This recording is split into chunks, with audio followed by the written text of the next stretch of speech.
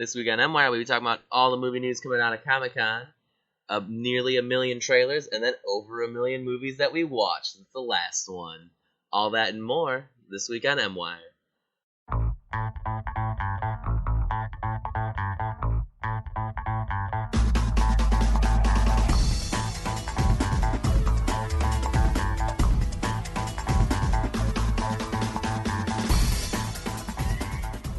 All right. Welcome back to MWIRE Weekly. I'm your guest host today, Matthew Fridley Sent. With me, as usual, is Nathan Adolfo Shabadoo. Hello, Nathan. Hello. If you notice, Kevin is not here this week. As I believe we mentioned in a previous one, recently, as recent as MWIRE's get, MWIRE Weeklies at least. Now, MWIRE itself has been kind of flourishing, I guess, in our absence. But as frequent as MWIRE Weeklies get, we mentioned how difficult it is to arrange our schedules so that it worked.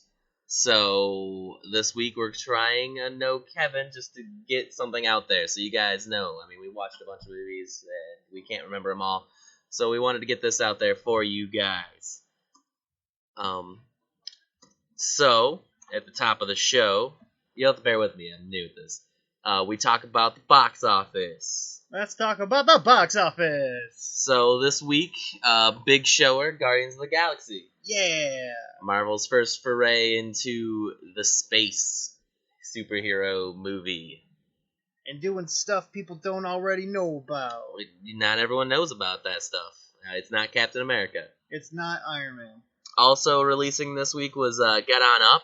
Get On! Oh my gosh. We're gonna see that soon, hopefully. Yeah. I'm very excited about it. Hopefully it comes to our area. I didn't even look to see if it was in our theater. But with over 2,000, it's pretty likely. It has to be. I've seen so many ads for that in the movies we've been seeing. It's true. They do advertise it before the movies. Get On Up took third behind Lucy, and just ahead of Hercules and Dawn of the Planet of the Apes. So we'll just keep going. Last week was Lucy, followed by Hercules. Lucy making $43 million, and then Dawn right behind that. The week before that, Dawn was in first, even though it was its second week, beating out The Purge, Planes, and Sex Tape all in their first weekends. And then the week before that, Dawn, of course, was number one on its release week, followed by Transformers in its third week and Tammy in its second week. So go all the way back to the first. The newest thing. I want to see how well Transformers is doing currently at the moment. Nate is saying this. Nate and I are recording in the same room for the first time ever. I get to actually hug Matt while I talk with him. Is the thing, and we have never done that we should have.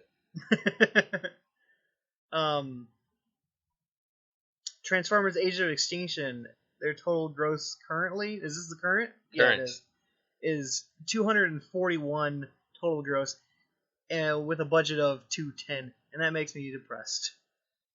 That's a lot of money. It has made its budget domestically. Yeah. And it is week 6. It's going to keep on chugging, although it has taken quite a hit. I mean, it made $2 million less this week than it did the week before, and it is not a third. Less than half of the theaters that Guardians of the Galaxy is in, which is going to start reigning supreme with a smaller budget and a better story. But other things, Boyhood, apparently only at a $4 budget. That's not right. I know it took like 12 years to record. A $4 million budget. $4 million. Okay, yeah. I'm not Kevin. I don't always read the charts right. We have to bear with us. It was only in 300 theaters. I know Dan said he saw it wherever he is. Yeah, I mean it's already almost doubled its budget with such a small budget. Like in only 300 theaters. But it's in its 4th week, so hopefully that one gets to us too, because that one is a very interesting concept. And I'd like to support it, just because I like to support interesting concepts. Yes, definitely. I guess we should go to the yearlies. Nate and I are not a part of the whole yearly deal that Kevin and Dan were a part of, but we're going to read it for anyone who made a list, because that's the thing people do. What? Like, because at the top of the year, they hey, make a list of your movies you think are going to do the best. Nate is saying, ow, because of a new mover and shaker that wasn't even there last time we recorded, which is hard to do. Number one is still Captain America Winter Soldier, beating out the Lego Movie by just under $2 million. Number three, in just, was it 6 weeks? Transformers Age of Extinction. Oh. $241 million. Likely, well, I don't know. I want to say it's likely to pass with the Lego Movie, but it only made $2 million this week. And if it only makes $2 million a week, it'll take it over 6 weeks, double its lifespan now. I don't know if it's going to overtake the Lego Movie domestically. Fingers crossed that it doesn't. We're not big fans of these recent Transformers movies. Number 4 is Maleficent, $234 million, which made almost as much as Transformers this week. So I guess it's possible. Maleficent's been out for as long as it has. That's still making that kind of money that Transformers might still. And then rounding out the top 5 is Days of Future Past, the second X-Men installation from Fox. After that are all things that have been around, right? Amazing Spider-Man 2, Godzilla, Dawn of the Planet of the Apes wasn't around. It's number 8. 22 Jump Street and How to Train Your Dragon 2, 2 animated films in the top 10. Yeah. I don't think How to Train Your Dragon 2 is going to survive with Guardians of the Galaxy plowing through like it's gonna. You think it's gonna? I think it's gonna. I mean, It made, what, $94 million in its opening weekend? That's pretty good. Pretty good. So hopefully that'll get up there into the top 3, usurping Transformers. Hopefully, yeah. Because I'm a bitter man. Which had an opening weekend of $100 million. That is so many. That's dumb. So many millions of dollars. That's a dumb amount of millions for that. If you are a fan of Transformers, nothing on you. I'm sorry. Yeah, we don't mean to be mean. That's just the type of movie we don't like. We'll be discussing that probably closer to the close of this. Nate and I butted heads talking about some of the trailers about what movies we do and don't like. And we were going to have a small discussion on movie genres later. But before we get into that, let's get into some headlines. So, first thing we got here, apparently Jamie Foxx is to star in a Michael Tyson biopic. Wow! A Michael Tyson? Mike Tyson getting a biopic. No one says Michael Tyson. Yeah, because if you say that, he punches you in the face. You better watch out, man. You're gonna get punched in the face. That said, Mike Tyson has in recent years made an on-Broadway show, I believe. You're kidding. No. Oh my god. That's essentially a biopic on stage. So the script's half written for him. He's actually, he's done the rounds with the morning radio stations. I've heard a lot of interviews with Mike Tyson in the last, say, 4 years. He's a funny guy. He's legitimately funny, interesting. That said, I don't think this movie's going to be very funny. It's going to deal with all of the hard issues of the 90s, where he was spiraling down things like drug use, wife abuse, Evander Holyfield abuse. Am I right? He bit that dude in the ear. So... apparently, being penned by the Wolf of Wall Street guy, Terrence Winter. The two, it's been attached to Jamie Foxx, Terrence Winter. No studio has signed up yet, but with those two guys, it's probably going to happen. Yeah. So look for that probably in 2016. 2017. Next, Dracula Untold. Luke Evans was asked, the star of the movie, about it, and he says it's not a standard vampire film.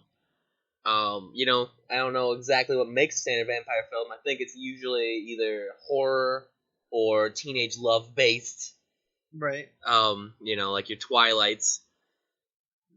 That said, not being a lovey-dovey teenage film, which is not what anyone wants. Like, I don't even think the tweeners want a Dracula high school movie. No. Well, maybe. I don't know. It hasn't been. Well, it's probably been written, but someone's written it. Oh, I'm sure that there's just Dracula fanfic all over the internet. Yeah. Please send your Dracula fanfiction to MWIRE Weekly I don't even. Well, I mean, we do because it's at the end of the script. Yeah, it's at. There's a phone number you can call and just read your. If you call the hotline number and say this is for MWIRE Weekly, here's my Dracula fanfic, and read it, we'll play it. We'll play that entire manuscript on the air. Anyway, those involved are saying it's not a vampire film. Even the director Gary Shore said it was a historical epic first and foremost. Yeah. Probably following around Vlad Tepes, who was a historical guy. There are scares and elements of horror in there, but it's more of a journey action adventure than with a big historical backdrop, which has me excited. That's the thing. Your traditional Dracula movie does not interest me, other than I want to see the Nosferatu because that's like the original vampire movie, which is weird. I say I want to see it. I've owned it for years. Oh, you have it? I have it. All right. With a different soundtrack than what was originally played, I'm sure. I remember something like this. Oh, what? I think I remember we tried watching it and it was really bad. Yeah. Well, I say really bad. I want to say there was like 5 of us trying to watch it, and who love heavy metal. I love heavy metal. Was not enjoying the heavy metal they had playing in the background. One member of our party was enjoying the heavy metal. I don't remember this at all now. This is my life with Nate. Me regaling with times of things that happened a decade ago, and him going, "I don't remember that at all." Oh, not in a mean way. No, I just don't remember it. I've got a terrible memory. You got a terrible memory, and sometimes one of us remembers things the other one doesn't. Okay. Moving on to some Quentin Tarantino news. Yay! Which is not something we get to say often enough on MWIRE. So there is a couple of things. The first one is Kill Bill, The Whole Bloody Affair. For those of you who didn't know, Kill Bill was originally supposed to be one really long movie with a 30-minute animated sequence in it. According to Total Film, apparently that sequence could not get done by the company, the studio that was making it, in time. And then other studio issues happened, and so they released it as 2 different films with a shortened anime sequence. So I guess Quentin Tarantino was talking about releasing it as a full thing, extra stuff, releasing it how he envisioned. And before even being commissioned or asked to, or even paid, the studio began work and did the 30-minute thing that he originally wanted. They had script still, which is awesome. So I guess I ask you, Nate, you've seen Kill Bill plenty of times. Sure. They re-release it, 5-hour in the theater movie. Yep. You gonna see it? Yeah, as long as there's an intermission. An intermission. That's fair. I can't. 5 hours. 5 hours. That's an estimated.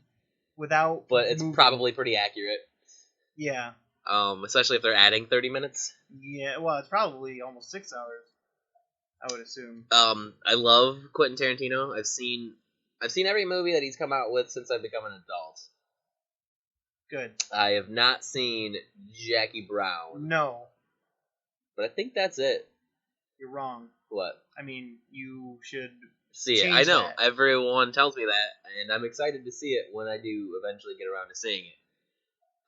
So next in the Quentin Tarantino news duality, he has confirmed as of Comic-Con that he is doing the Hateful Eight.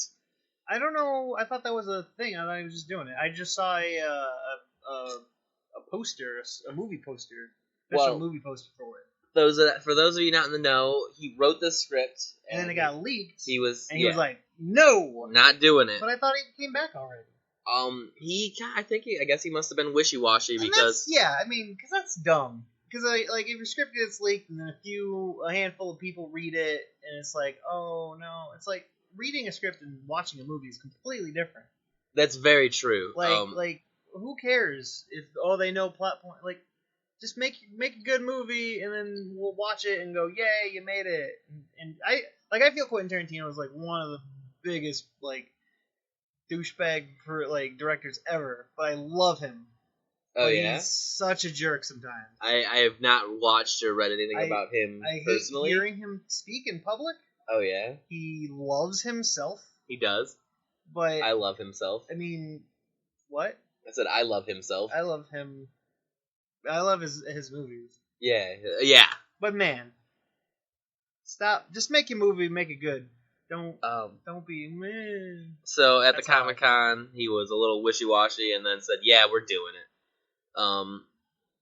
So look forward to it late next year, early the year after that. And it's gonna be great. Maybe it'll suck. Maybe it'll be the one Quentin Tarantino film that everyone hates, and then it and ends his people career. Be like, that's why it's called The Hateful Eight, because it's hateful. We hate it, and it's his 8th movie. Is it his 8th movie? Yeah. That's conveniently timed, Mr. Tarantino. Also, I mean, I think I would have gone with, rather than that's why we hate it, I would have gone with, yeah, we all knew it sucked. We read the script years before it came out. Shouldn't have made it. Shouldn't have made it. No, Do make it. Make it. We're excited. I want to see Mr. Tarantino. We know you're a fan. He is just like Freddie Savage. Yep. We're sticking to it. So back to Marvel news, because here at the Geekcast Radio Network, we're geeks. We're geeks, and Marvel is geek stuff. We have a link to a Total Film article that has 10 things they learned about the Marvel movie universe from the recent Marvel movie panel. A lot of them, some of them are spoiler, so be careful. I'm not going to read all 10. That'd get a little ridiculous. But I could say that the villain in the Ant-Man movie is going to have similar powers to Ant-Man.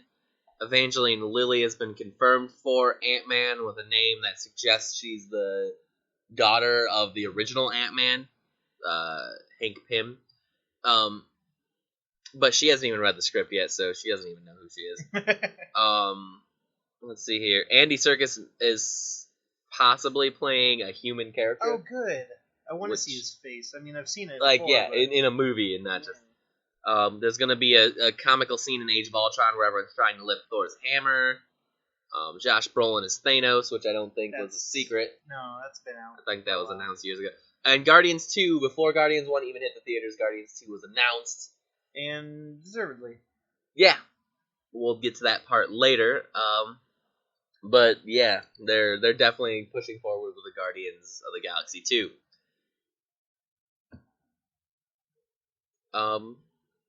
Another article, also from Total Film, about the Marvel movie universe is that Kevin Feige, I'm gonna be just as bad at pronouncing names as Kevin, says they're going to try to launch one new Marvel franchise and one sequel every year. Cool. They're doing it, of course, this year with Guardians and Cap. Yeah. They're going to try to keep doing it. Like next year is going to be Age of Ultron and Ant-Man. Right. Well, I mean, it's good on them for not just being like, well, Iron Man was really successful, so we're just going to do 2 Iron Man movies a year. Or an Iron Man movie every other year. Yeah. Because they've got enough properties, they could just do Iron Man Cap, and then the next one's Thor, Hulk, and then Iron Man Cap, and then Thor, Hulk. Which would make a catchy song. But no, probably not. Probably not. He does talk about. I'm not going to read the whole article, but he does talk about how it can be difficult juggling that many balls, keeping that many in the air, that many franchises with because if let's say you got by 2019, say that's 5 years. That's 4 more franchises on top of the 4 I mentioned. Plus, you can count the Avengers as 1, and Guardians, that's 10. That means 10 years before you get a sequel, if you really want one. Right. They got to make a choice about which ones get which sequel treatment. And that can be difficult. So The Hulk will just like kind of sit by the side. the Hulk will not be good. Yeah, and actually, until Avengers did so well with the 2 or 3 one-liners Hulk got, they said Hulk was not getting a sequel. Yeah. Now they're in talks, as we mentioned previously. To more Comic-Con news, and sorry to anyone who was glued to their TV watching G4, because that's a station that exists anymore. I don't know where Esquire now. I don't even know if that channel exists either. Esquire. That G4 changed to Esquire. Yeah. Based on the Yeah. magazine. I don't think anyone watches that channel. It still shows Cops and Ninja Warrior. That's so it's still G4. And X-Play from. Nope. I thought they were still showing 3-year-old X-Plays. No. They were shortly ago. I don't know where you get Comic-Con news on the TV. I'm sure there's a station that does it now that G4 is gone. Might be Spike. Might be Spike. So anyone glued to the Comic-Con news as it was flittering out probably already knows this, but Legendary has confirmed that Godzilla is going to get the sequel treatment, as well as they're going to reboot King Kong. Oh. It's funny because the article talks about how they had a clip of Godzilla roaring. The writer says it looked a lot like it was on Alcatraz Island as a thank you. It's funny. I think that clip probably had about as much Godzilla as the whole movie. That said, I paid for Godzilla, and if they do a Godzilla 2, I'm probably gonna go see it. Okay. Fair enough. Hopefully fingers crossed. If it doesn't have more Godzilla in it, though, I'm done with that franchise in the theaters. 2 strikes, you're out. Yeah, that's what you get. Legendary. Yeah, Legendary. Seriously. Pictures. You need more Godzilla in your Godzilla movies. You have a cool logo. Yeah, it's like Celtic in design. Yeah. It's pretty cool. I don't know. And then they're also doing Jurassic World, I guess.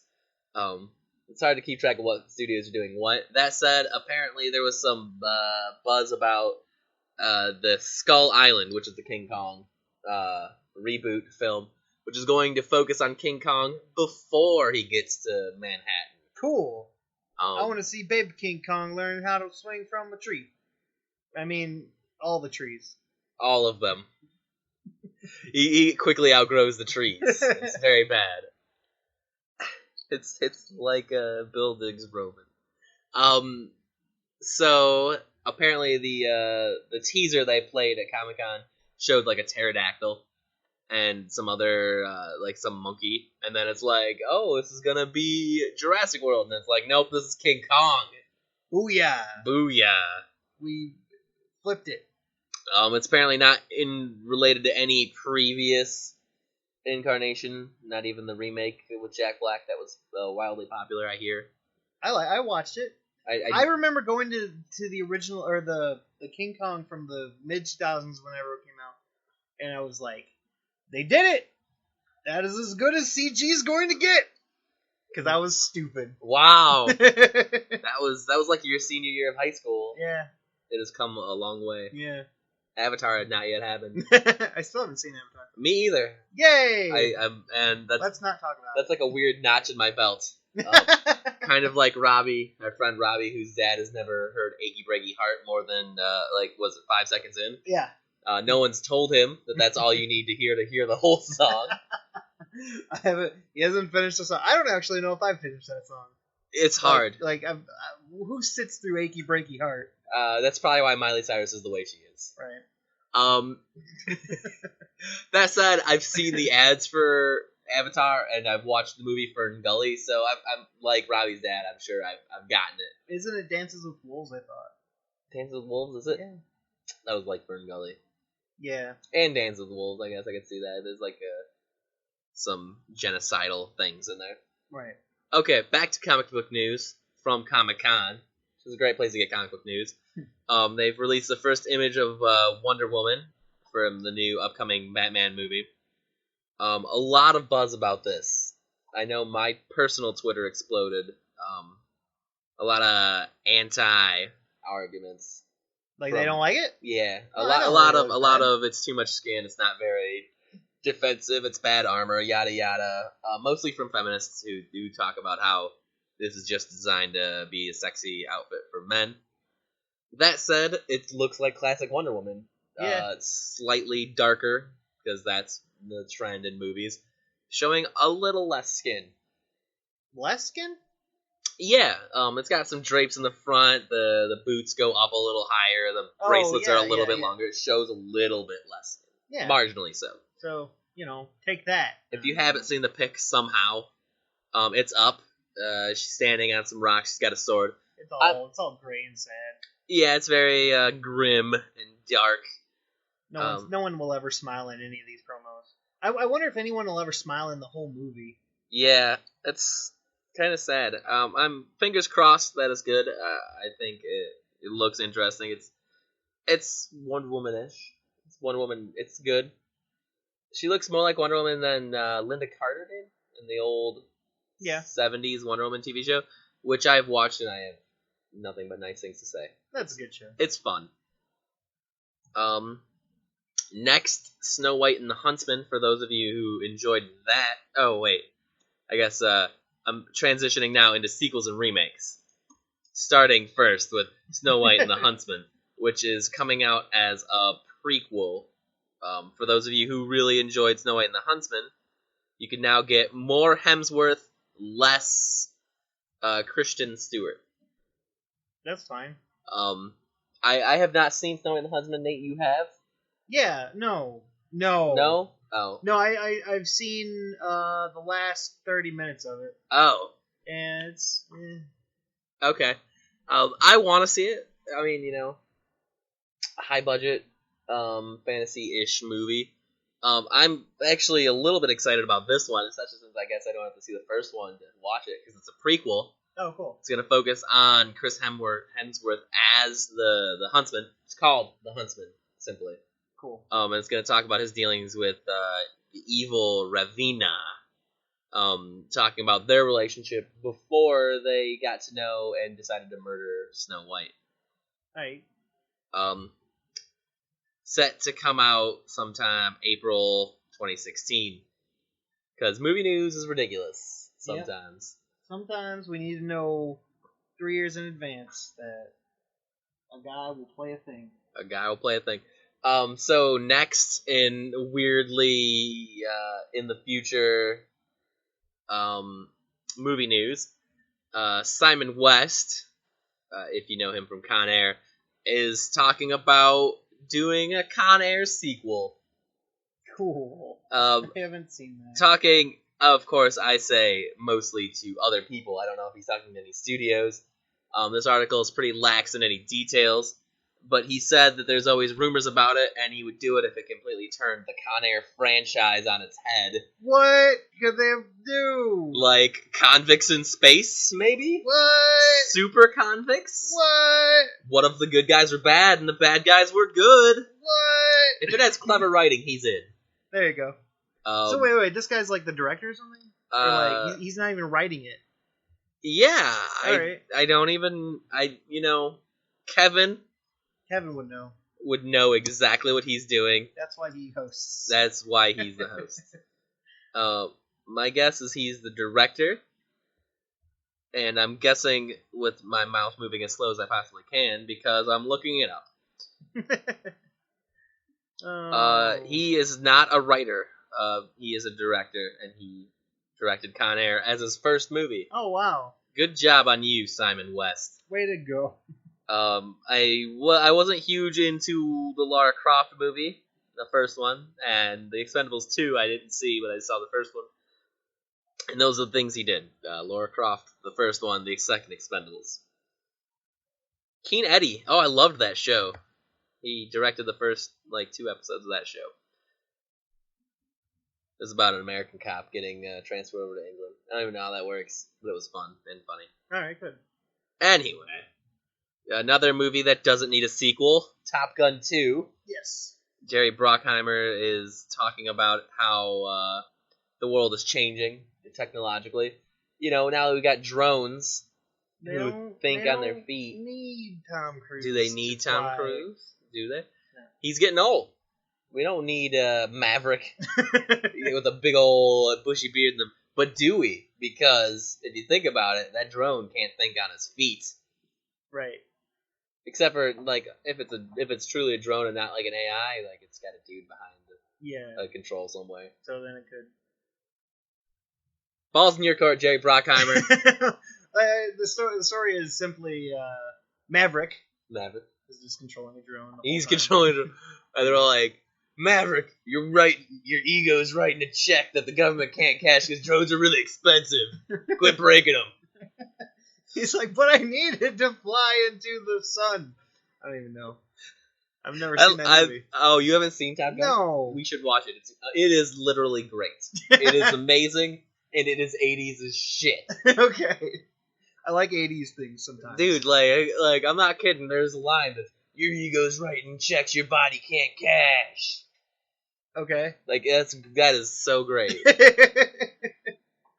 All right. Anyway, this next bit of news was teased 2 stories ago in the Con Air article. I didn't read it because when I read the Con Air article, I was like, "Whoa, they're doing that!" And then I got this article, I was like, "Oh, they're doing that." Yeah. Okay, which is that they're going to reboot The Mummy with Matthew Broderick. No, Adrian Brody. No, Adrian Brody. No, I could see that. I could see that. I don't think he'd be good in the role of Brendan Fraser's character. Brendan Fraser. Oh, is that what you were looking for? Yeah. Who was the original Mummy guy? Because I think Adrian Brody would make a good partner to Brendan Fraser. Yeah, I mean, I like that guy. Brendan Fraser, I don't know. I think of him as a comedy guy. I remember loving the Mummy movies at the time. George of the Jungle. That's the only reason. What about and Looney Tunes back in action? What about Bedazzled or Bedeviled or whatever with Elizabeth Hurley? Bejeweled? What was the movie? Yeah, that was it. Bejeweled? Bejeweled. I don't think it was Bejeweled. No, it was and then what about Monkey Bone? Video game adaptation. Monkey Bone. He was in a lot of comedies. Yeah, you're right. That said, 20 Leagues Under the Sea. 20 Leagues? That's not very many leagues. 20 Leagues. The hole in the earth that he fell into once. Land of the Lost? That was not him. Yeah, that was Will Ferrell. Yeah, it was Brendan Fraser, Will Ferrell comedy. Comedy, fantasy, action. This has gotten off the rails. Sorry, go on. The article talks about how it's going to link. It's going to be a crossover linking classic monster franchises. I don't know quite what that entails because it says The Mummy, and I assume it means The Mummy from Brendan Fraser, not a classic mummy like Abbott Costello. Just a dude wrapped up chasing some fat people. I don't know. I don't know what. I would watch it. Maybe I'd watch it. Maybe I'm not reading the article well, and get us in the comments later if I'm doing this wrong. He's doing a terrible job. Everyone, tell us how terrible of a job Matt's doing right now. I don't need to. You do need to tell me, but I don't need to be told because I'm aware. Maybe they want to just link the franchises of The Mummy and The Scorpion King. Those movies seem very similar. Maybe they should do that. They were already. That was a joke. Oh, whatever. That was a piss poor joke. I don't like you. So Romeo and Michelle's high school reunion. I've never seen that one either. I have. Wow. I have been in the area when it is happening. That looks 90s as crap. It was. All right. Apparently, the co-star that's not Lisa Kudrow, Robin Schiff is the writer. Who's the Maria Sorvino? Says that Disney doesn't realize how much of a cult phenomenon it's become. Really? Is that a thing? What? People like that movie?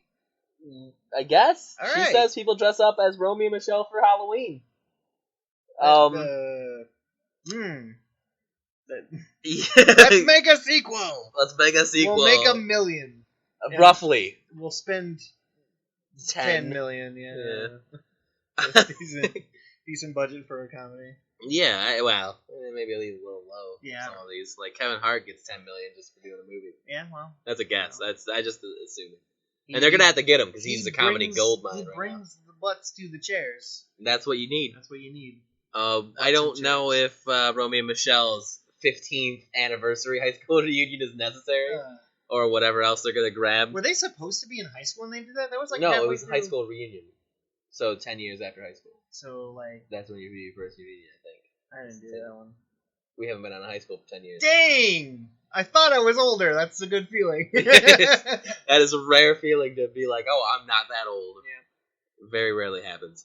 I don't know. The only thing I even remember about the movie, I haven't sat and watched it, but I remember at one point they're like, let's just pretend that we're rich and that we created sticky notes.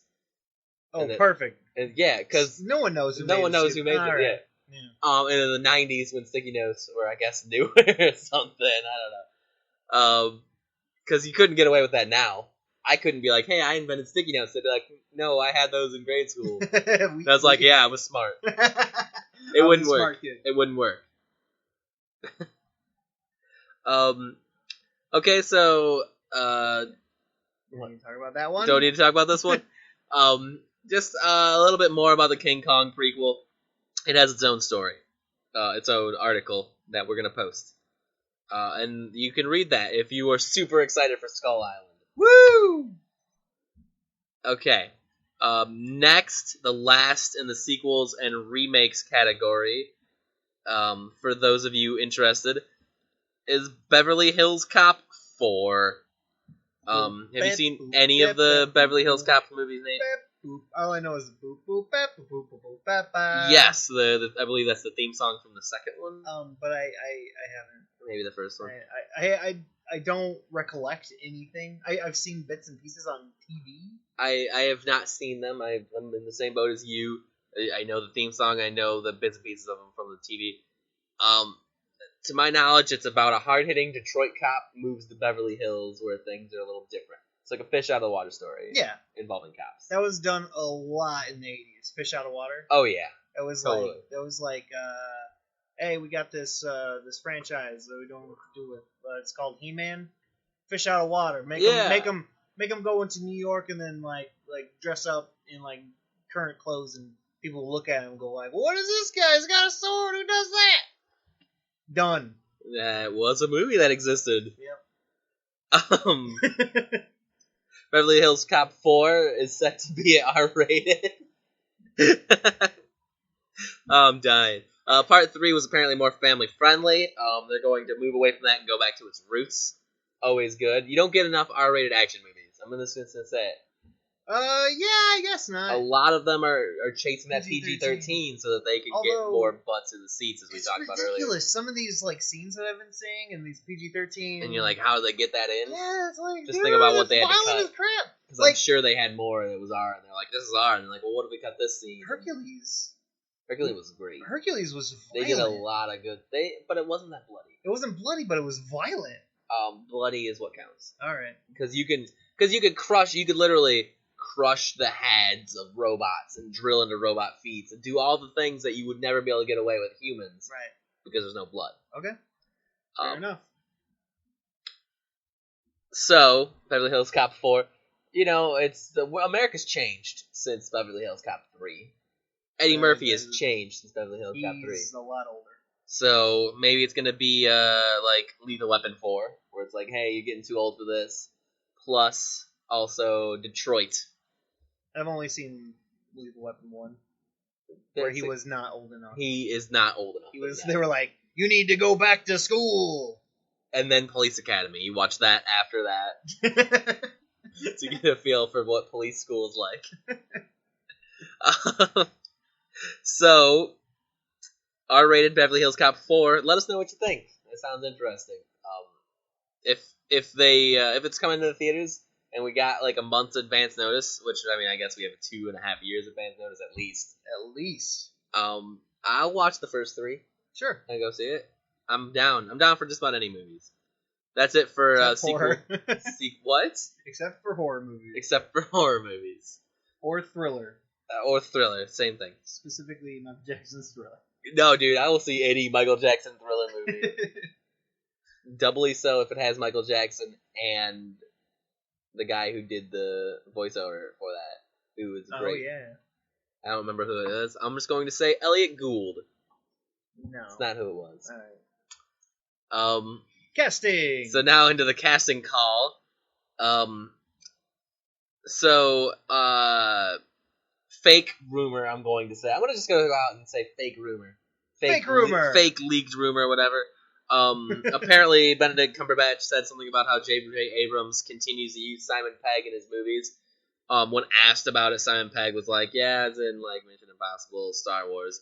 But I don't think my face is for Star Trek, rather. I don't think my face is for Star Wars. I think it'd be too off-putting and pull people out of the movie. That said, if they give him alien makeup, put him behind a mask, he could be in it. I don't know. I don't know what J.J. Abrams and Simon Pegg are going to do. I'm not super worried about it. Fake news! Fake news. That's some rumors from Total for Film. The week. Or the month, actually. Oh, we're going back to weekly. Yes. MWIRE weekly, not MWIRE monthly. If Kevin isn't here... You'll get more of this jackassery. You'll be sad, because he knew what to do. There are people that were listening 6 months ago going, man, I love Kevin and Dan, who might hear this and be like, uh-oh. Uh-oh. So, Idris Elba is to join Guy Ritchie's King Arthur saga. Nate and I watched half of Pacific Rim over the weekend. Yeah. We were trying to seen it before, but I mean... Like a month ago. You put it on when you're bored ago. And you're just like, I needed something to watch. I don't do that, but we had an hour to kill. Half the people in the room had not seen it, so which I think is to finish. I think is a very mean thing to start half of Pacific Rim and then not let them finish. They'll finish it. Hopefully. It was so good, you gotta watch it twice. I've only mentioned Pacific Rim because Idris Elba is amazing in it. Yeah. Like, he is in everything. Yeah. So there's talk about him maybe being a Merlin-esque character, which, I mean, I could get down with Idris Elba as Merlin. Yeah. Let's cut the ask out of there. I give him a big old beard. Yeah. It'd be great. Like, have it be, like, black at the bottom, fading into a gray-white at the top. Yeah. Very distinguished. Very great. And he can be serious as shit. Yeah, man. Like, Arthur fucks up and he's like, Arthur! Yeah. And you're like, uh-oh. Arthur! Uh-oh. Yeah. No, there's discussions about this Camelot-based films being as many as 6 movies. Because that's what we do now. 6 movies. We're going to announce a movie and all of its sequels. Let's hope that first one does well. And I do, because, I mean, I want fantasy movies. I like King Arthur. I like Idris Elba. So, I don't like King Arthur. Guy Ritchie, make it happen. Yeah. Let's do it. Okay, so, some half news. More fake news! More fake news. We're like the 24-hour news stations, where it's like, we got a rumor, let's react. Yeah. Which is, shit. Apparently, people think that Dwayne Johnson's going to be Shazam / Captain Marvel. According to what he said a couple months ago, it fit more that he would be Black Adam. That does fit better. He looks more like Black Adam than Billy Batson. Right. Because Billy Batson's 12. I bet Billy Batson's alter ego, Shazam, or Captain Marvel, depending on what incarnation of the Marvel or the DC universe, which is exactly why they don't want that character's name to be Marvel, the DC universe we're in. So he said some things at Comic-Con during like a Hercules panel, I think, that suggest that he might be Captain Marvel. But anything that suggests Captain Marvel can also suggest Black Adam because they're the same character. Right.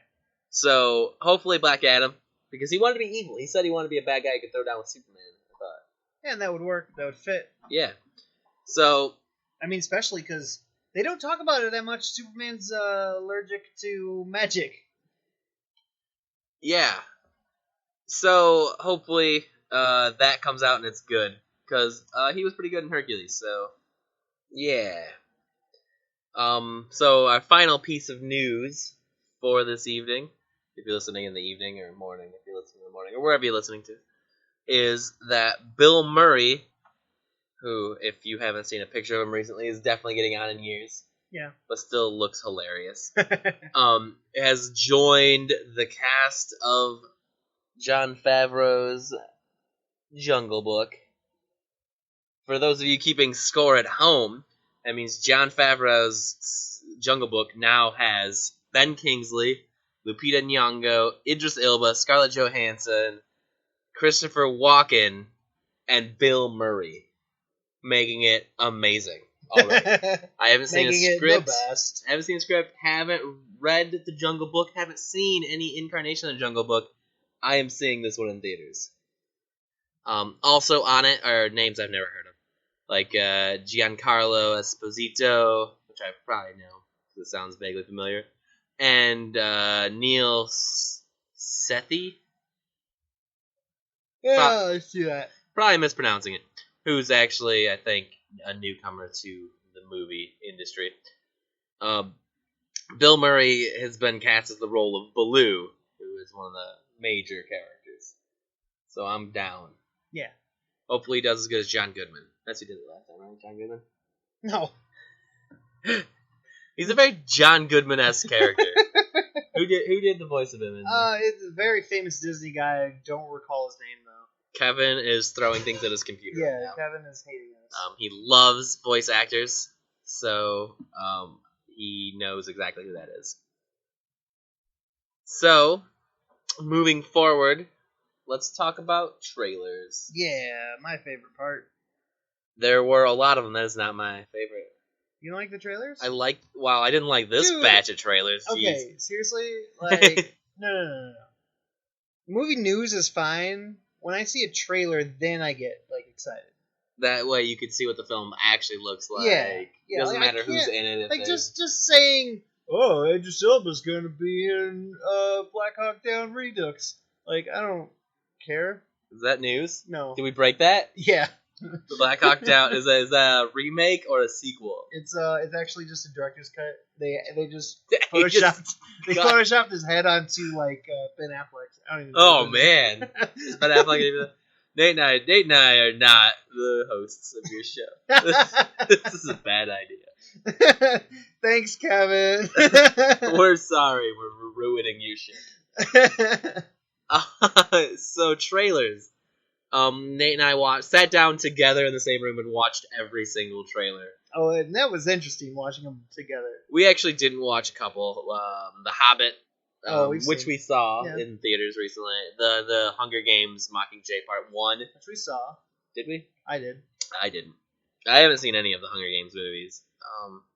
Nothing against them. I just haven't found myself in a theater with them happening. But other than that, we pretty much watched them all. So, Nate, what do you want to talk about first? Birdman. Yeah. For those of you who saw the first Birdman trailer, it was pretty weird. Yeah. For those of you who have seen the second Birdman, which will be posted, even weirder. Yeah. And I'm completely for this movie. I have no idea what's going on. I know Edward Norton is in his tighty whities punching Kevin Costner in the face. Weird. Kevin Costner? It's Kevin Costner. It seems almost like he's going insane, and that's what this movie is about, a washed-up actor going insane. I like the idea of people going insane throughout it, like slowly going insane through a movie, and that sounds cool to me. It can be done well. I mean, I've seen it done and enjoyed it. It's like, have you seen, you've seen Black Swan? I have not seen Black Swan. You should watch Black Swan. It's funny, my microphone is sitting on a copy of Black Swan right now that I bought and have not watched. Okay. I got it for like $3 at a local DVD store. Yeah. I plan to watch it. Okay. Plan to. So, yeah, Birdman. I think I'd be more interested in seeing Birdman, the movie, in the movie, than the movie itself. But I'm down. Right. That would be just bad. It would just be a bad, like... It would be a comic book movie without a comic book backing. Yeah. Which I'm surprised we haven't had more of. With Marvel's huge success with their movie industry, I'm surprised we haven't seen more superhero movies. What? The budget on Marvel's movies is huge. Huge. $170 million. I don't got that sitting around. No. No one does. Well... Yeah, Marvel does. Bill Gates does. He can pull out his pocket and make a Marvel movie. He could. He could just do that.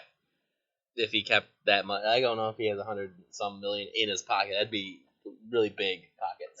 Yeah.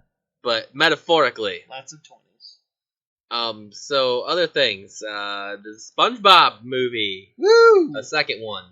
Yeah. Because there was one. There was one. This one's live action. Kind of 3D/live action. Yeah, it's SpongeBob. Of course, is not going to be a dude in a big old suit. That would be even better. That would probably have been funnier and weirder, which is kind of what SpongeBob goes for. I'm surprised they didn't do it. Yeah, they should have just had a giant sponge, like an actual sponge, and then like put pants on him, and then like put a guy in it and have him walk around, and that would be more akin to what I would want to see in a SpongeBob movie. When we were watching the trailer, Nate made a point to point out that when SpongeBob goes to Sandy's place, he has to put on a helmet for water, because otherwise he will suffocate, much like she would suffocate without her spacesuit. Yet in this SpongeBob movie, Sponge Out of Water, all of the cast of Bikini Bottom just wanders the earth out of water with nothing. They don't even care. But I mean, it's not a big nitpick. It's just like, oh yeah, they did that in that one, but not now. Who cares? It's a little kids movie. The thing that's more important is now they're superheroes. Yeah. I don't know how they get their powers. They didn't cover that in the trailer, but they all have superpowers now. I doubt it'll be very interesting. Probably not. They'll probably just be like, oh, now we have powers! Woo! Okay, so going from one comedy to another comedy, Space Station 76. Huh. This seems weird. It's weird. It seems dry.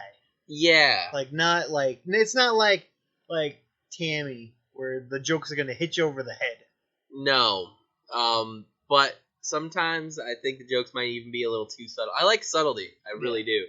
I don't know. This one seems like an awkward mixture of subtle jokes and then really dumb jokes.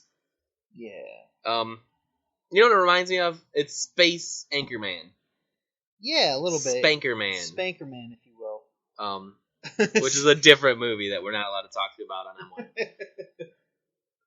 M1. As for MWIRE Adults. XXX. So, moving forward, there were a lot of horror movies. And he says horror movies like anytime anyone is like scared, it's a horror movie. Yeah. Yes. Okay, so I use horror movie to define scary movie. I get that there are differences, because the scary movie might involve the thriller, it might involve the horror, which is incredibly gorific. Like, I don't want to be scared. I don't want to pay money to be scared. Like, I am scared enough in everyday life that I don't need to pay. But the thing is that if a movie is good and you like the characters and they're in a scary situation, you should be scared for the characters. I agree. I'm not saying there aren't great scary movies. There's some of them that do it really well. I've even read horror novels, and been like, that was really well done, and I enjoyed finishing them. That said, I don't like scary movies. The graphic imagery and the jump cuts and all of that really get to me on a personal level. And I work a third shift job, and there are nights where I'm sitting there at 2 a.m. like, I don't want to go out to my car because I'm afraid of what might be out there. And I know in my brain there's no such thing as Freddy Kruegers and Jasons and Slendermans, but it's hard to tell yourself that. It's an irrational fear, and I'm full of them, and I don't want to do that. So there are a lot of scary movie trailers. To name a few, I think Before I Go to Sleep, Tusk, I think, was one. Wait, that wasn't a horror. Before I Go to Sleep was a movie about like the lady loses her memory and then she doesn't know if her husband. And then it turns out her husband was butchering her and wiping her memories out of her brain. Yeah, that was a fucking scary movie, dude. Yeah, but it's not a horror movie. It was more like I said scary. I said it correctly, and that is a terrifying movie about how her amnesia might be caused by her husband. Which, I mean, that one actually has that one's the most interesting of all of the scary movies, because it starts off very like, oh, it's like 50 First Dates, and it's like fucking 50 First Dates, only Adam Sandler is opening up her brain and shit. It's a different take. Yeah. Thick Tusk. Horns is a weird, scary movie with like the devil being Harry Potter. Yeah, Daniel Radcliffe. Stonehurst Asylum, which the trailer suggests is about an inmate in an asylum taking over the asylum. Although the guy saying the inmate had taken over was an inmate at the time, so it's hard to trust his opinion. Yeah, asylum movies are always weird because it's not what you think it is because everyone's crazy. So Yeah. it's weird going into watching a silent movie. Different than Birdman, where it's a guy slowly going insane, possibly. Yeah. It's everyone's already insane. Yeah. So you can't trust your narrator even to right, that point. Yeah, exactly. Although it's got, the guy who is possibly the inmate is Ben Kingsley, so I'm willing to believe that. Ben Kingsley is always a villain to the point where I'm willing to believe when he's in a good guy role that he's actually a bad guy preventing him to Although, be a good guy. like, that is one of the reasons why Iron Man 3 worked so well with his character, was because he's, like, such an intimidating bad guy. Yeah, you've seen Iron Man 3, haven't you? I've seen Iron Man 3 a couple of times. Yeah. Who was he in Iron Man 3? He was the Mandarin. Oh, yeah. Yeah. That's why he did such a great job in that movie. Mm. He did such a good job. Okay, sorry. Other other scary movies: Into the Woods, Testament of Youth. They suffuse this. It's getting to that time of year. What? Towards Halloween.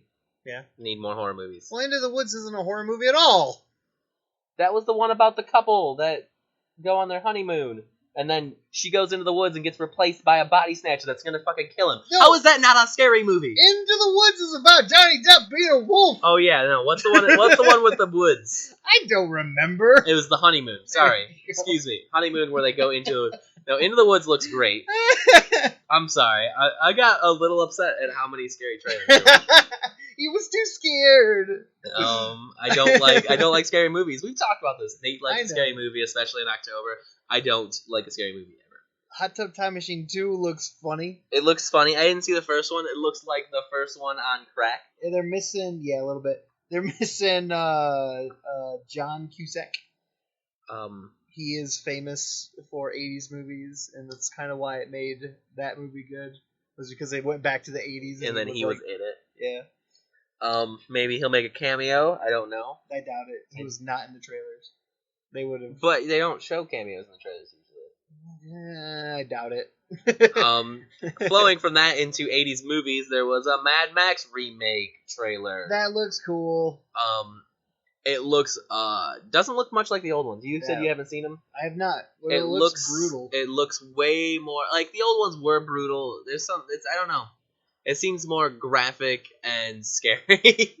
Mad Max is gonna scare him. Than the old Mad Max. He's gonna walk out and get raped. That's actually kind of what the trailer was. Mad Max walks out and then gets nearly raped by a band of crazy ass guys. Yep. I'm gonna go see it.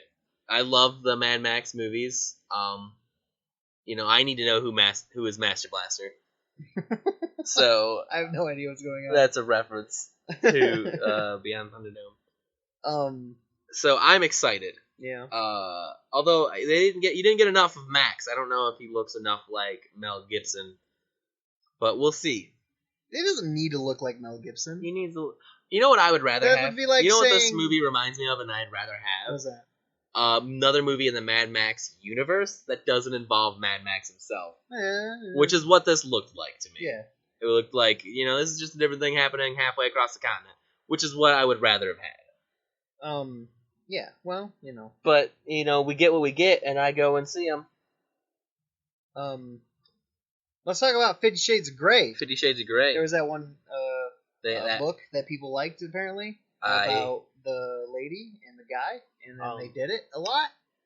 I have not read it. Have you? No. I own a copy of it. I made it halfway through the first chapter. That's not to say the book was that terrible, but I have a lot of books that I'd like to read, and that is very low on the list. That said, from what I remember of my first chapter experience, they got the main character, the lady main character down pretty well. And as far as a look, or as far as what? Acting, where it's like, because the book opens up, and I imagine the movie too opens up with this woman who is like works for a paper or a blog or something, and she's going to interview Christian Grey, this huge CEO type. And she gets sick. She comes down with bronchitis or something, and she asks her timid roommate to go and do the interview. She's like, I said this interview, I can't interview him, I can't talk. You have to do it for me. So timid roommate goes, yada yada, love, whips, chains, violence, sex. Okay. That's enough of that. They did a pretty good job with her casting, and his casting for that matter too. I mean, he does look like a very like sexual predator style CEO type. He's got that young, vigorous look in his eye. I don't know. All right. I'd see it. I'm good. I probably won't, but I would. Other films. Anyone else that you really want to talk about, Nate? The Night at the Museum. Night at the Museum 3.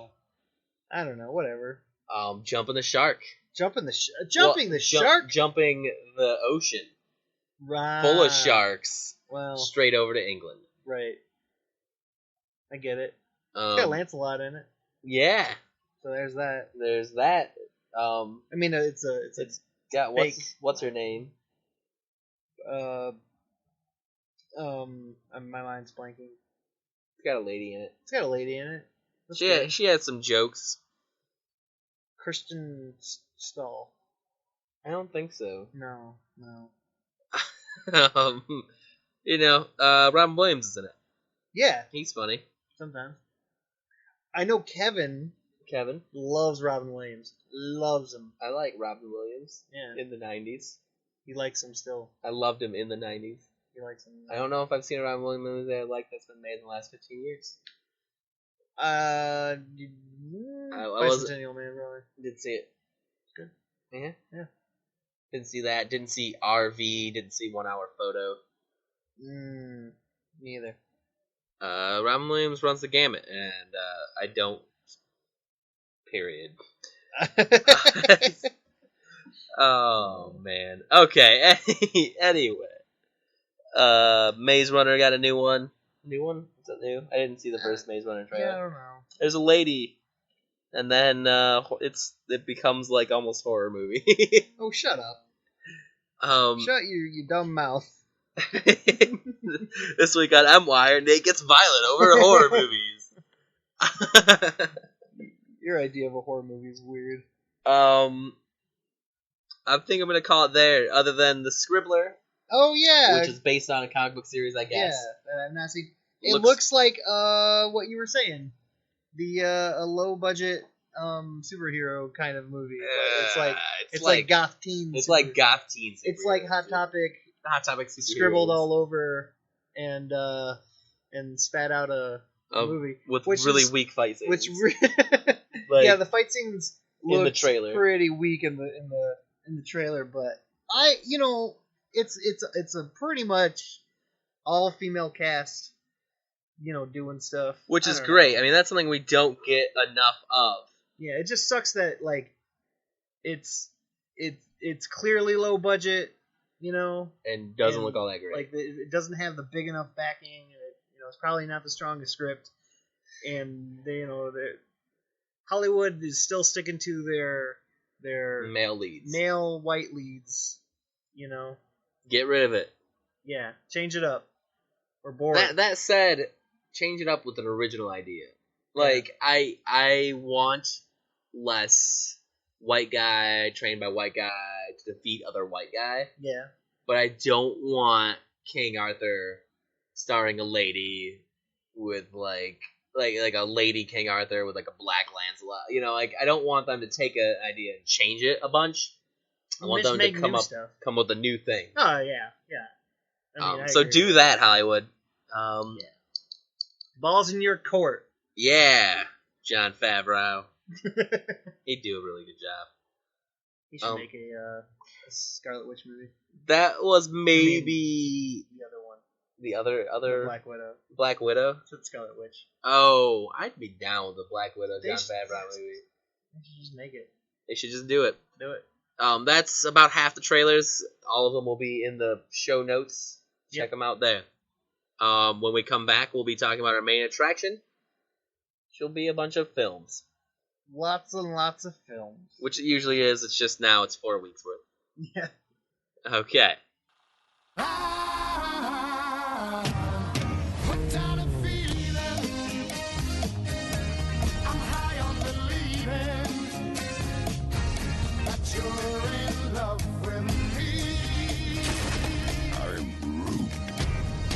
Ain't no thing like me except me.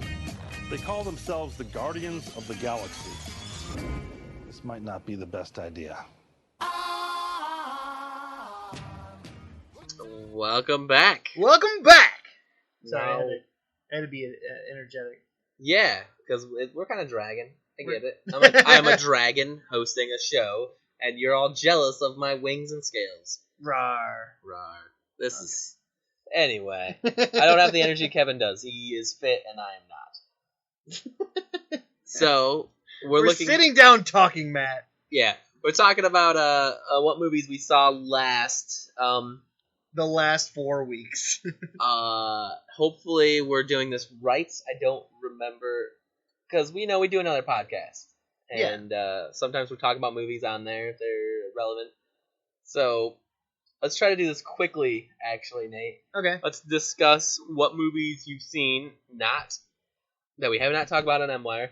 Just tell me what it is, tell me whether you'd recommend it or not, and tell me why. Okay.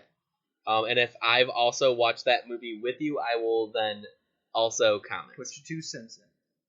And do all the same thing. That is... You broke your list. I broke my list. This is great. My dang ass... This is dead air on the radio. We can't cut this out. I can. Oh, okay. I won't. No, I know. Okay, so so Road since to El the last- Dorado no. is, I believe, the last one we talked about. Everything after that. All right. Number 1, True Grit. Definitely Grit. recommend. Definitely recommend. You saw Why? it? Why?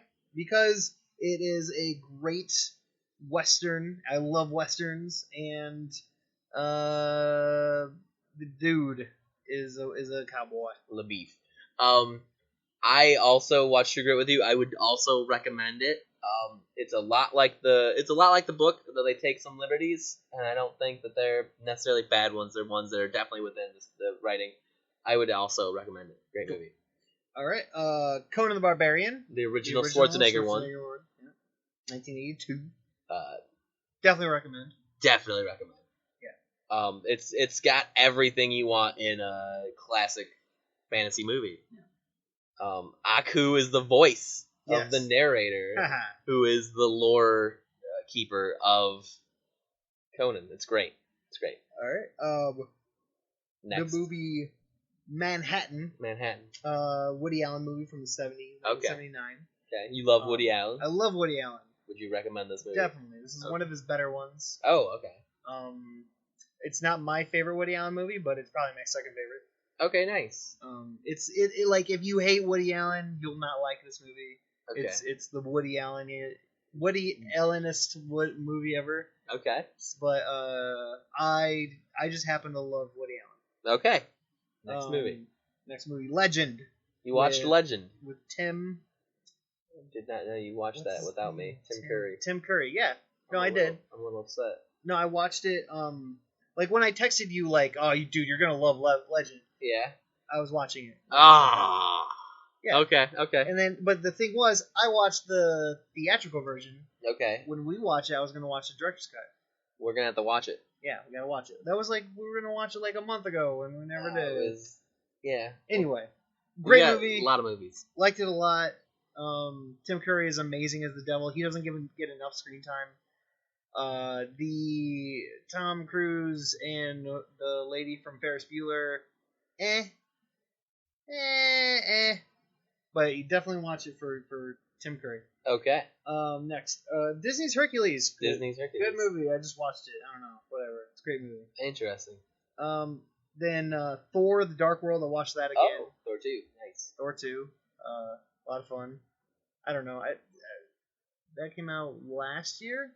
I believe so. Yeah. No, I watched it in theaters, and I just Yeah. watched it again because it was on. Because I went and I dog sat with my my boss's dogs, and he had HBO and Stars and all that, so they were showing a lot of movies. Nice. So I ended up watching a lot of movies at his house. Cool. That was one of them. And then another one was Batman Begins, Batman Begins. which liked it. Yeah. Yeah, I mean I've seen it before, but I liked it. watched I it. found on my second viewing of Batman Begins that I liked it a lot less than I did in theaters. Okay, fair enough. All right.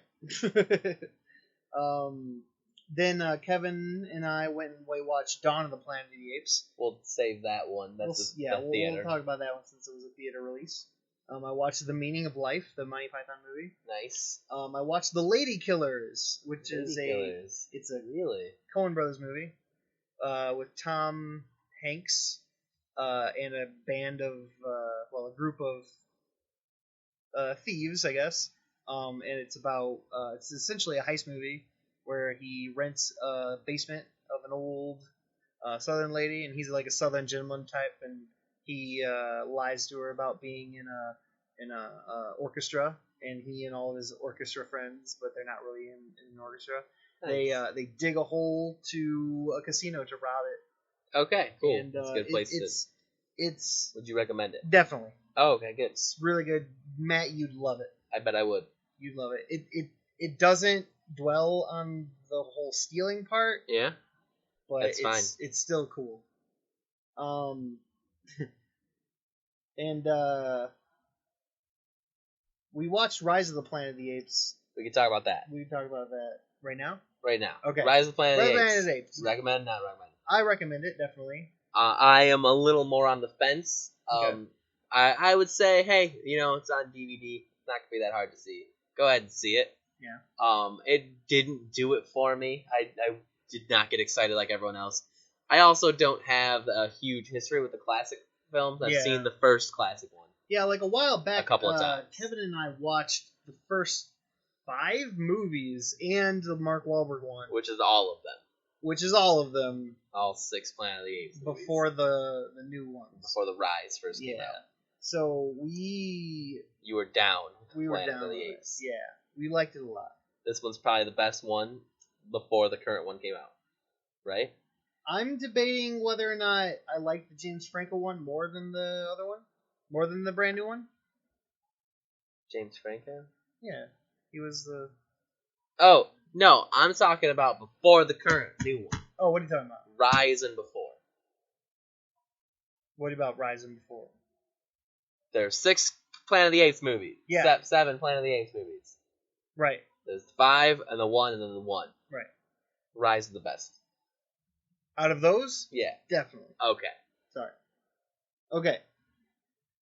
Next. Then I watched another Woody Allen movie, Small Time Crooks, which is another heist movie about digging in a basement to get some. Yeah, it's a Woody Allen heist movie, and that sounds interesting. it is incredibly interesting because it's a heist movie for about half the movie, and then the other half of the movie, it's like a reality TV show. Kind of. Well, Interesting. more of an interview process. Like basically and it's just kind of part of the plot. They start off Are they being like interviewed by the police? they're being Because that happens in heist movies a lot. Like You know what? the heist happens and then they're getting interviewed by the police. I'm not going to ruin it Okay. because I want you to see it. Okay. I don't know how you feel about Woody Allen. I But don't know I how know I you feel love- about Woody Allen either. I know you love heist movies. Love heist movies. So this one is another different take on I'm always down for a different take on a thing I love. it. All right. I got a chance to watch Moonrise Kingdom. Oh, I'm jealous. Yep, I'm sorry. The Recommend, not recommend. yes, definitely recommend. Really good. Really, really good. Edward That's- Norton is awesome in it. It's Wes Bill Anderson. Murray is not as awesome. He's like in it, but he's in it. Yeah. But the main the 2 main characters, the boy and the girl, are super cool. I don't know. It was a really interesting story. They did really weird stuff in it. You gotta see it. I'm not gonna ruin anything about it, but it's good. Okay. Recommend. Next. Man of Steel I watched again. Man of Steel. Yeah. Breaks the City. That was see that movie is nearly unwatchable for me. I don't a get second that. time. Okay. Like, I've seen it. I'm good. I don't need to see it ever again. I don't think I'm in the same boat as you. Okay. After rewatching all the Richard Donner movies, Yep. and then the Superman Returns, I was upset that I didn't know anyone who had a copy of Man of Steel because I wanted to complete it. You know. Even though it had been maybe less than a year since I had seen Man of Steel. Man of Steel barely came out a year ago. Right. And so from now. And so when I watched all those movies 6 months ago, not having a copy was upsetting, even though it had been, 6 months since I had seen it. Do you think it holds up on a second viewing, or? I haven't seen it a second time. Okay. But I imagine it would. I don't know. You had a lot of issues when we walked out of that movie, and I did not. My biggest issue with it was how serious it was. Yeah. There was no lightheartedness. There was no like. There were a few jokes. And then they weren't even that funny. No. I don't know. And I'm not but at saying the same they should have time, made the Richard Donner comedy. stuff is too lighthearted at times, I would say. Yeah, but it's Superman. And ridiculous at I'm times. wearing a Superman shirt as we speak. You are wearing a Superman shirt. I like Superman. Yeah. I like him more when he's not being the sad man. You like the big blue Boy Scout that's not internally conflicted. And I understand that. That's what Superman has been a lot. Next. You broke your phone. I broke my phone again. I watched Star Wars: New Hope. A New Hope. Good one. Good one. Classic. Not much to say about that. I've seen it a lot. Watch it if you haven't. But if you haven't and you found MWIRE, I don't know what you're doing. I know a couple of people who are adults that haven't seen it, and I don't know what they're doing with their life. Matt and I watched Heat together. Heat. Classic heist movie. About 8 months ago now, I think. I asked everyone at my workplace, what's your favorite heist movie? I'm trying to watch every heist movie I can think of. What's your favorite heist movie? And I tried to collect as many as I was told. Heat was number one most suggested heist movie of all of them. Robert Downey Jr. is not in that. No. I don't even know why I wanted to say Robert Downey Jr. Because you wanted to say Robert De Niro. Robert De Niro, different RD.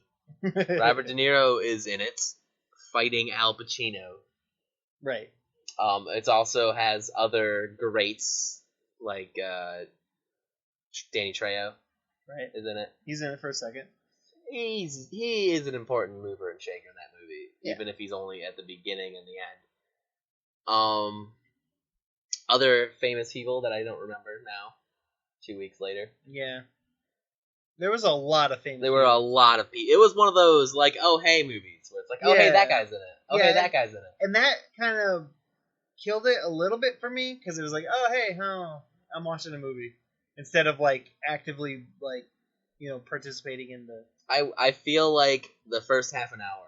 Right. It was constantly oh heys. Plus, it was an older DVD. It didn't have a title menu. I plugged it in, and then immediately there was a heist happening, and I was just not sucked in at all. Like, It might have been different if we had seen it in the theaters, but sitting down here for that first half an hour, I was out of it. Yeah. But after that first half an hour passed, I was sucked in. Right. It got intense. Yeah, it was definitely an intense movie. And if any of you have ever played, which I'm assuming a lot of you have, if you like video games, Grand Theft Auto 5. Yeah, GTA 5 pulled so much from this movie, it was ridiculous. It was like almost distracting how like, oh yeah, this kind of reminds me of that one mission in GTA 5. Like, I don't know. It's a LA heist movie, and GTA 5 is a LA heist video game, so. Yeah. I enjoyed it thoroughly. I liked it a lot. I'm glad it was recommended to me. Yep. So that's your list. I got Well, one more. Turtles. We watched the original Teenage Mutant Ninja Turtles from the 80s. Yep. Or 1990. 1990. Yep. Okay. And that was not as good as I remember. Wow. Really? Yeah. It didn't hold up as well. I would go the opposite direction. You thought better than I remember. All right. And I'm afraid that might be the best live action Turtles movie we ever get. Me too. Although that being said, I still think the CG Yeah. Turtles from like 2007 or something Yeah. is the best Turtles movie ever made. Okay. That was like your first date with your current fiance, right? Yes, Yes. I never saw that movie. it was good. Looks good. I liked it. So that is your list. Mhm. Recommend on that one, I imagine. Yeah, I'd recommend watching the Turtles. I just don't think it's as good as I remembered when I was like 8 or whatever. Okay. Movies that I saw that Nate wasn't there for. I don't have a fancy list, so I'm sorry. I remember watching The Sting, Yeah, which is a heist movie. from the 60s. Yes, I believe 60s. Cool. Robert Duvall, Yeah. Paul Newman. Yes. I have not really seen good. this. It's really good. It's classic. It's classic, and I would recommend it. I don't know if I want to sit through it again. It's pretty long. Yeah. And it's very low action because that's what Right. they did back then. But it is intellectual, heisty, fun. I really enjoyed it, and I would also recommend it. That's all I remember. I can't remember. I got a terrible memory. I need to do the list. You got the list, and it worked. IMDb, man. IMDb has a free list making thing. Yes. That said, I was with you on almost half of those. Yeah. The ones that you didn't watch with your thing. I feel like there was another one, but I can't remember it. Well, let's talk about the big movies. I The big movies. Starting off with Planet of the Apes. Yes. Since Did you you saw see that it? alone. Did you see it? I did not see I it. did not see it. Dawn of the Planet of the Apes? Dawn of the Planet of the Apes, the newest one. This is old news. It was good. Definitely go see it if you haven't. Especially for one scene involving a tank. There's just a cinematography. It's just the camera's making love to you with this action scene. Oh, It's amazing. beautifully shot. You have to see this scene. Well edited. Basically, they strap a camera to a tank Yeah. that rotates with the shooting. Yeah. And then And it doesn't get cheesy. It stays no, well. no. Nice. And you see all of this action happening where it points to, and it's kind of like, and stuff is going on in the foreground, stuff is going on in the background. It's super well composed, great shot. And that alone makes that movie worth going to. That and monkeys riding horses shooting AK-47s and shit. I have a friend who actually said that was a reason why he didn't want to see it. Is he's like, it's monkeys riding around on horseback shooting AK-47. That's dumb, friend. I agree. I think that is not a good argument. That sounds amazing. It's a lot of fun. That said, I think I like the older one better because it had more of a human, not a human story, because you do feel for Caesar and his family in the new one. Okay. And he's definitely the main character. Okay. Instead of like James Franco being the main character. Yeah. But I did kind of miss the relationship between Franco and Caesar. I was really into it in the Rise of the Planet of the Apes. Yeah. And in Dawn, there just wasn't that human to ape relationship that really, like, there's one guy that really is fighting for the apes, but I didn't feel for him as much as James Franco. Okay, interesting. But you'd recommend it? Absolutely.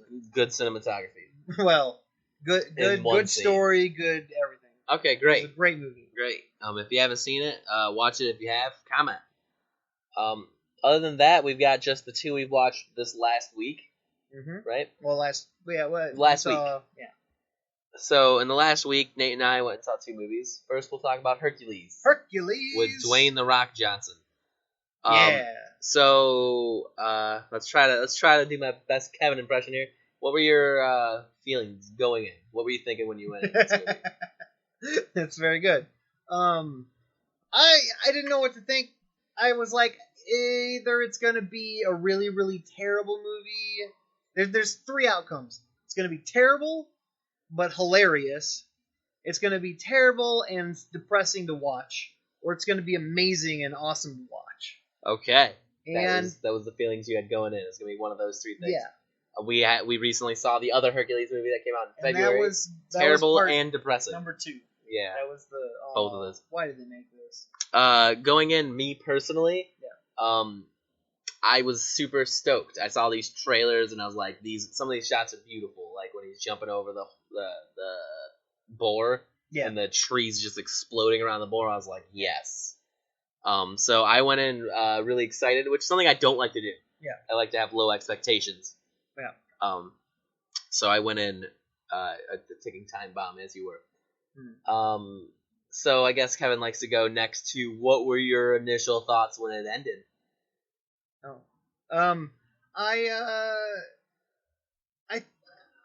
It's borderline amazing for me.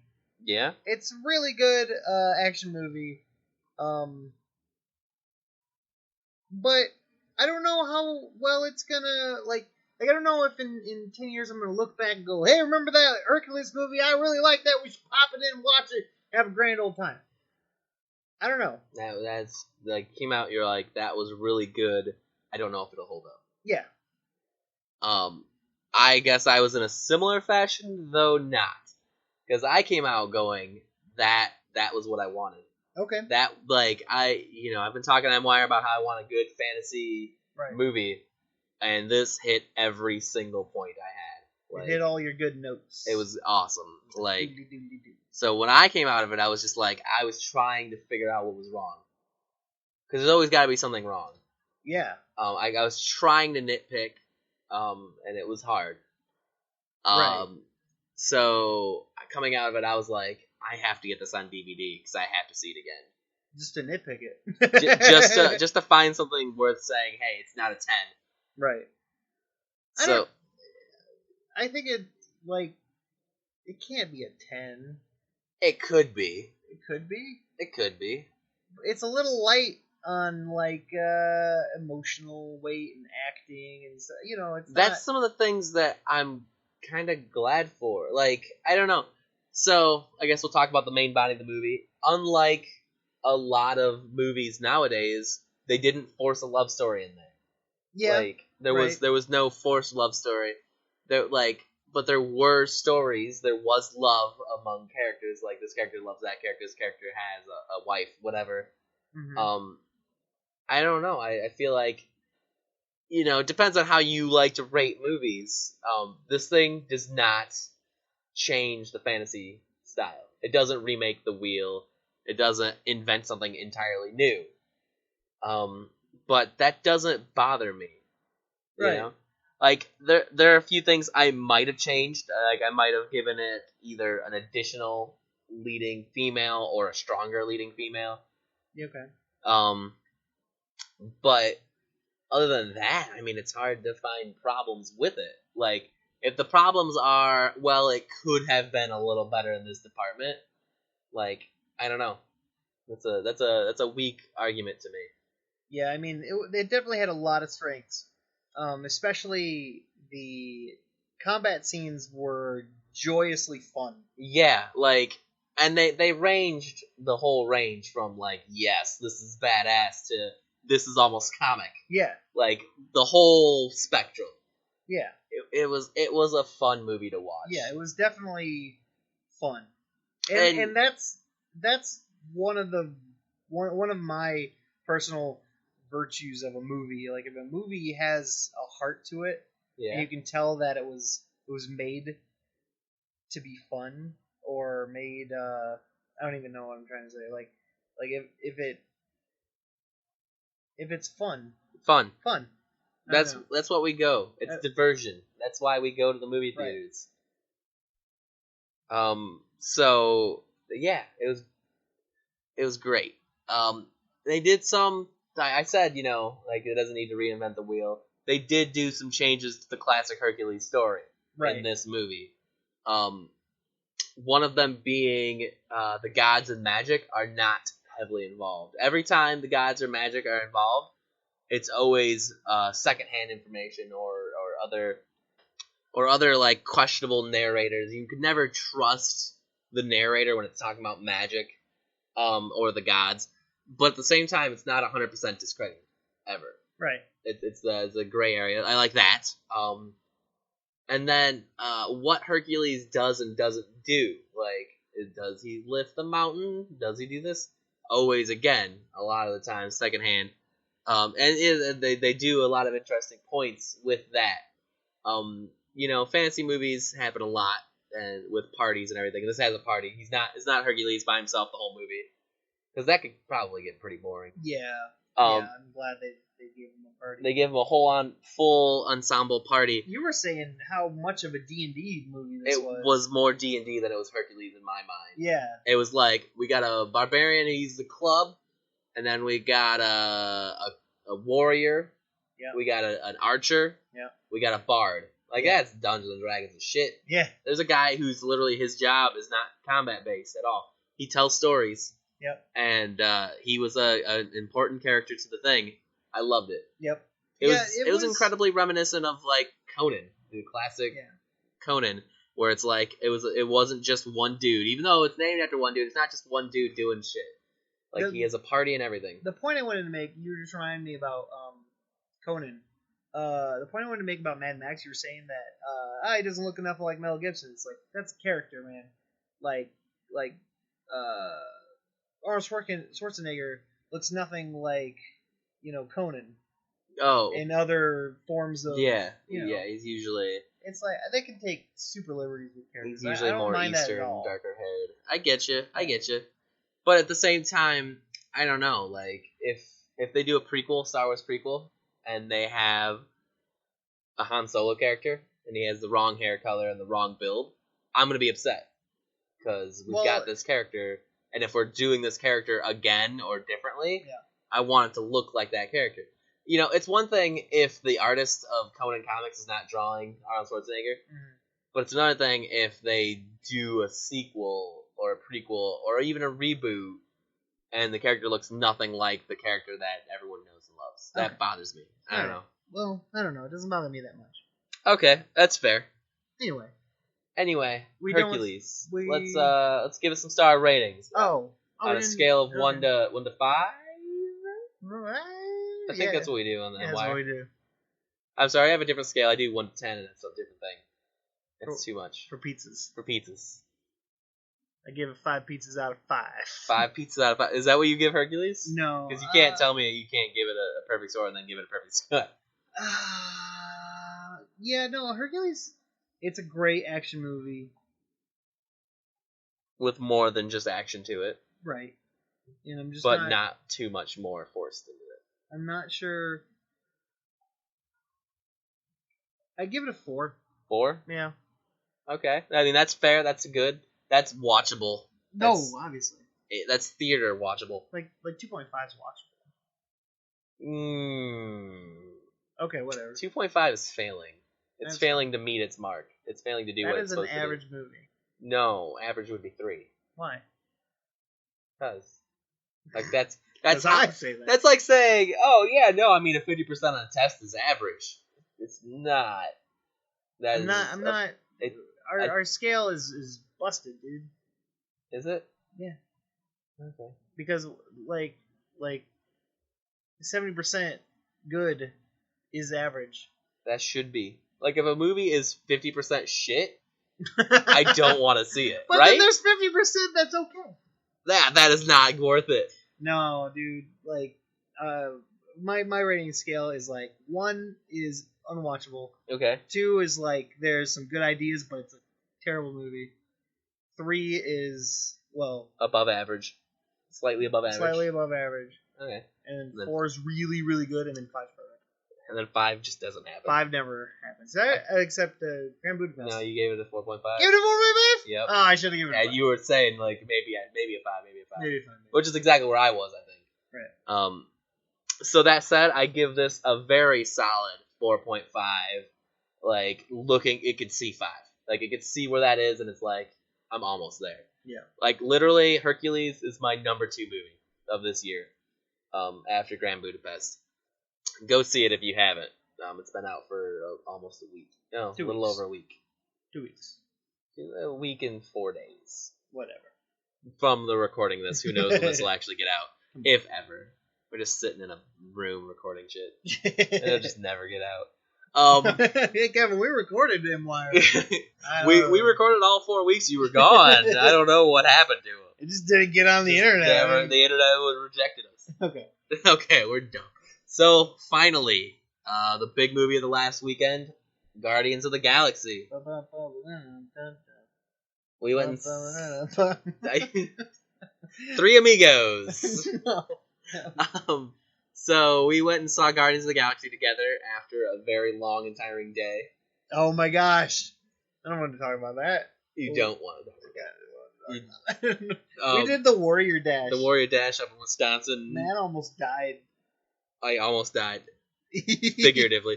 Me, Nate, Kevin, and a couple of our personal friends. Yep.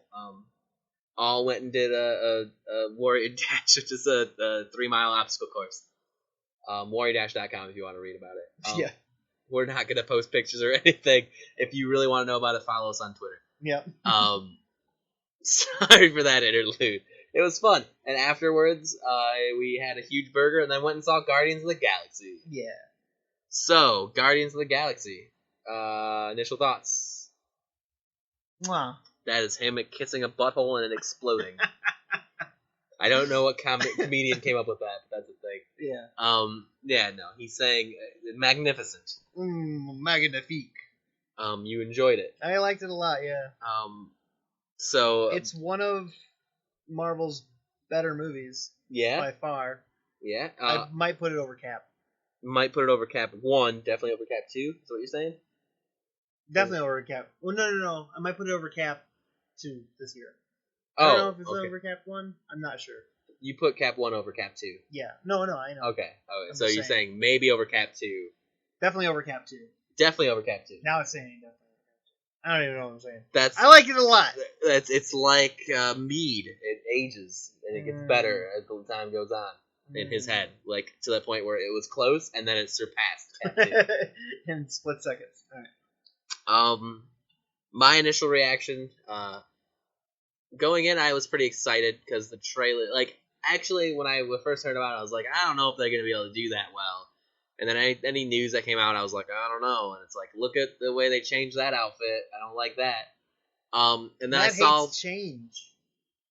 I dislike the idea of someone going, hey, I have this idea and it's great. And then someone else going, that idea is great. I'm going to take it and then change a little bit of things and then try to sell it to the same people that liked it the first time. Like, we liked it the way it was. Why did you change it? Just adapt it to the new medium. Like, I am all for, if you want to make a different movie with a talking raccoon and not change the outfit, and change his outfit but don't call him Rocket Raccoon, I'll be down. But I mean, like, why take something fundamental to the character? Did they change Rocket Raccoon's outfit? Entirely. Okay. Same with Star-Lord. Yeah. That said, there were a number of changes that were made that were just stylistic changes that I was very worried about. There were even bigger changes that we'll talk about in a minute here. Huge changes to the Marvel Cosmic Universe. But yeah, so I'm always worried whenever they start changing outfits, especially when like a design goes backwards. Like, I really enjoyed Star-Lord's design in the comic books, and I really enjoyed Rocket Raccoon's design in the comic books, so changing those were a little upsetting. Like Gamora in the comic books, I could give or take her various costumes, especially her 80s costume. Really, really bad. So like her changing a little bit didn't bother me. You know, it's like that. It's like if a change is better, okay, I'm all for it. And I don't know if the changes were, but that's such a minor point. That's not even nitpick because it's not like I'm like going, oh. I was just saying it had me concerned. But from the first trailer on, I was down, and and so yeah, that was where I was going in, and coming out, I was excited. It was better than I thought it could be. Yeah. Like, I didn't think it was gonna be that great. Yeah. Like, I was like, it's probably gonna be fun, and I want, I want fantasy movies. Number 2, science fantasy movies, space fantasy movies. Fantasy. Like, I love Star Wars. That's what gets me into films. Yeah, Star Wars. like I left this movie thinking that was the best Star Wars movie I've seen in a year. Or 5. 20. Whoa, buddy. When did Empire return? Return 21 years ago. Okay. I think 20. I think it's 20 on the nose. It's close. 1994. 30. 30 years ago. You know how early you did feel old? Yeah. How do you feel now? I wasn't born when that came out. I know, but I still feel old. Okay, whatever. Star Wars is older than me. It always has been. It always will be. Okay. So yeah, it was very Star Warsian. Yeah. And that's to its credit. Right. So what do you know about the Guardians of the Galaxy? I know literally nothing. I've never bought a comic. Not and a single comic. I've never read a comic. Never bought a comic.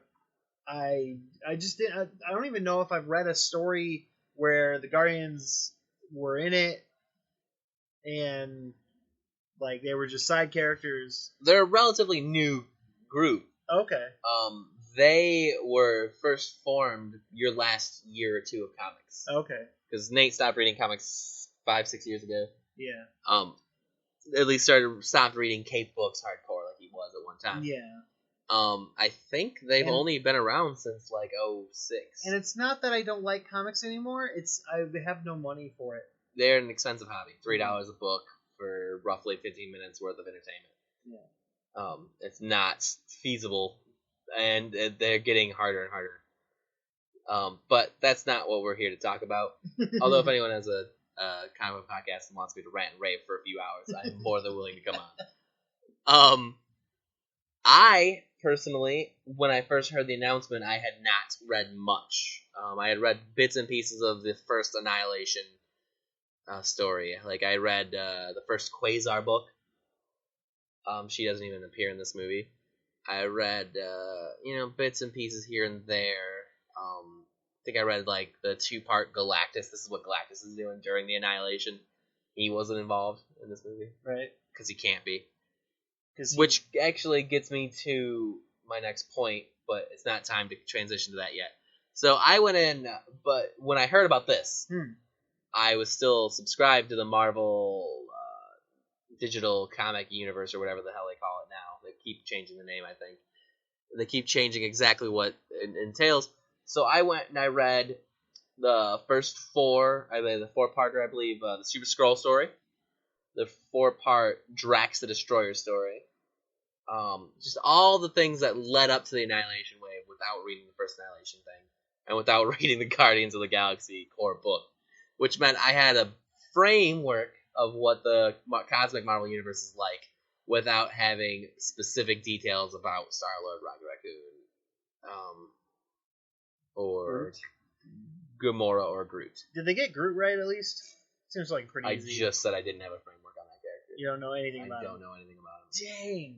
Dang. I do know at one point he is like I know at one point there's an action figure of him where he's a tiny little Groot in a pot. That's all I know. That's actually literally all I know about Groot. Until the toy came out, I didn't even know he existed. Okay.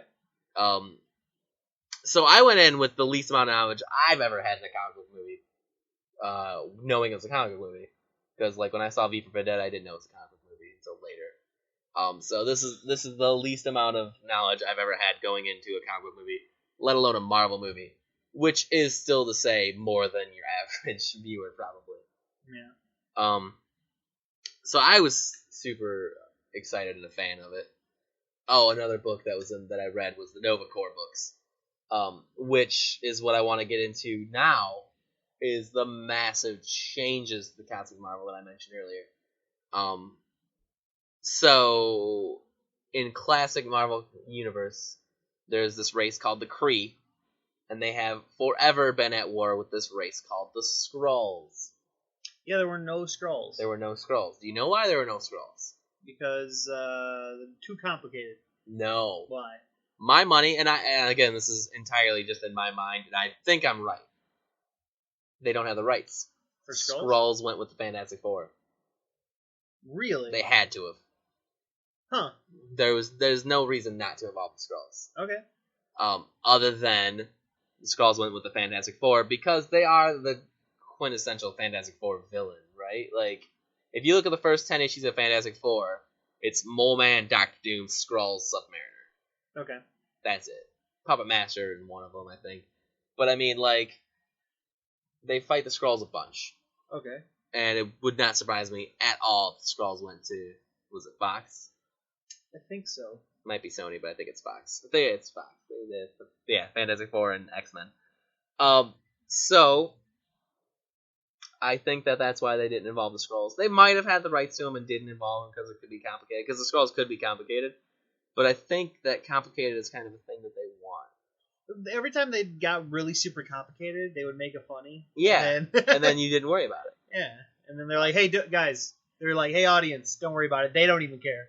And you could definitely see other things where they decomplicated it, like the Nova Corps. Yeah. In the comic books, Nova Corps is a lot more like the Green Lantern Corps, where Yeah. they're superpowered individuals that are police, similar to the Nova Corps in the movie, but less powered in the movie. Yeah.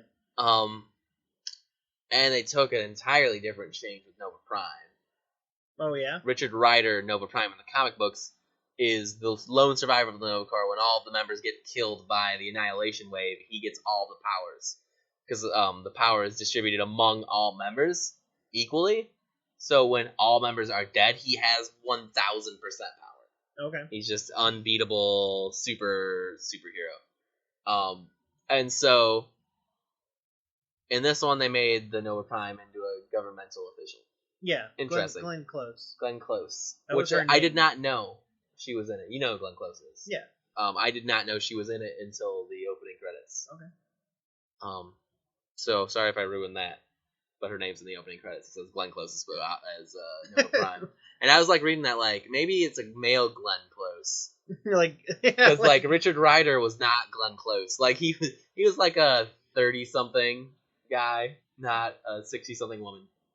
Anyway, how was the movie? The movie itself, with all of my little quips about it's changing, but again, a lot of that had to be necessary. Like they might not have had the rights to the Skrulls, and they're not going. They don't want to follow in the footsteps of the Green Lantern movie, which didn't do well. And they had to connect it more to the to Thanos.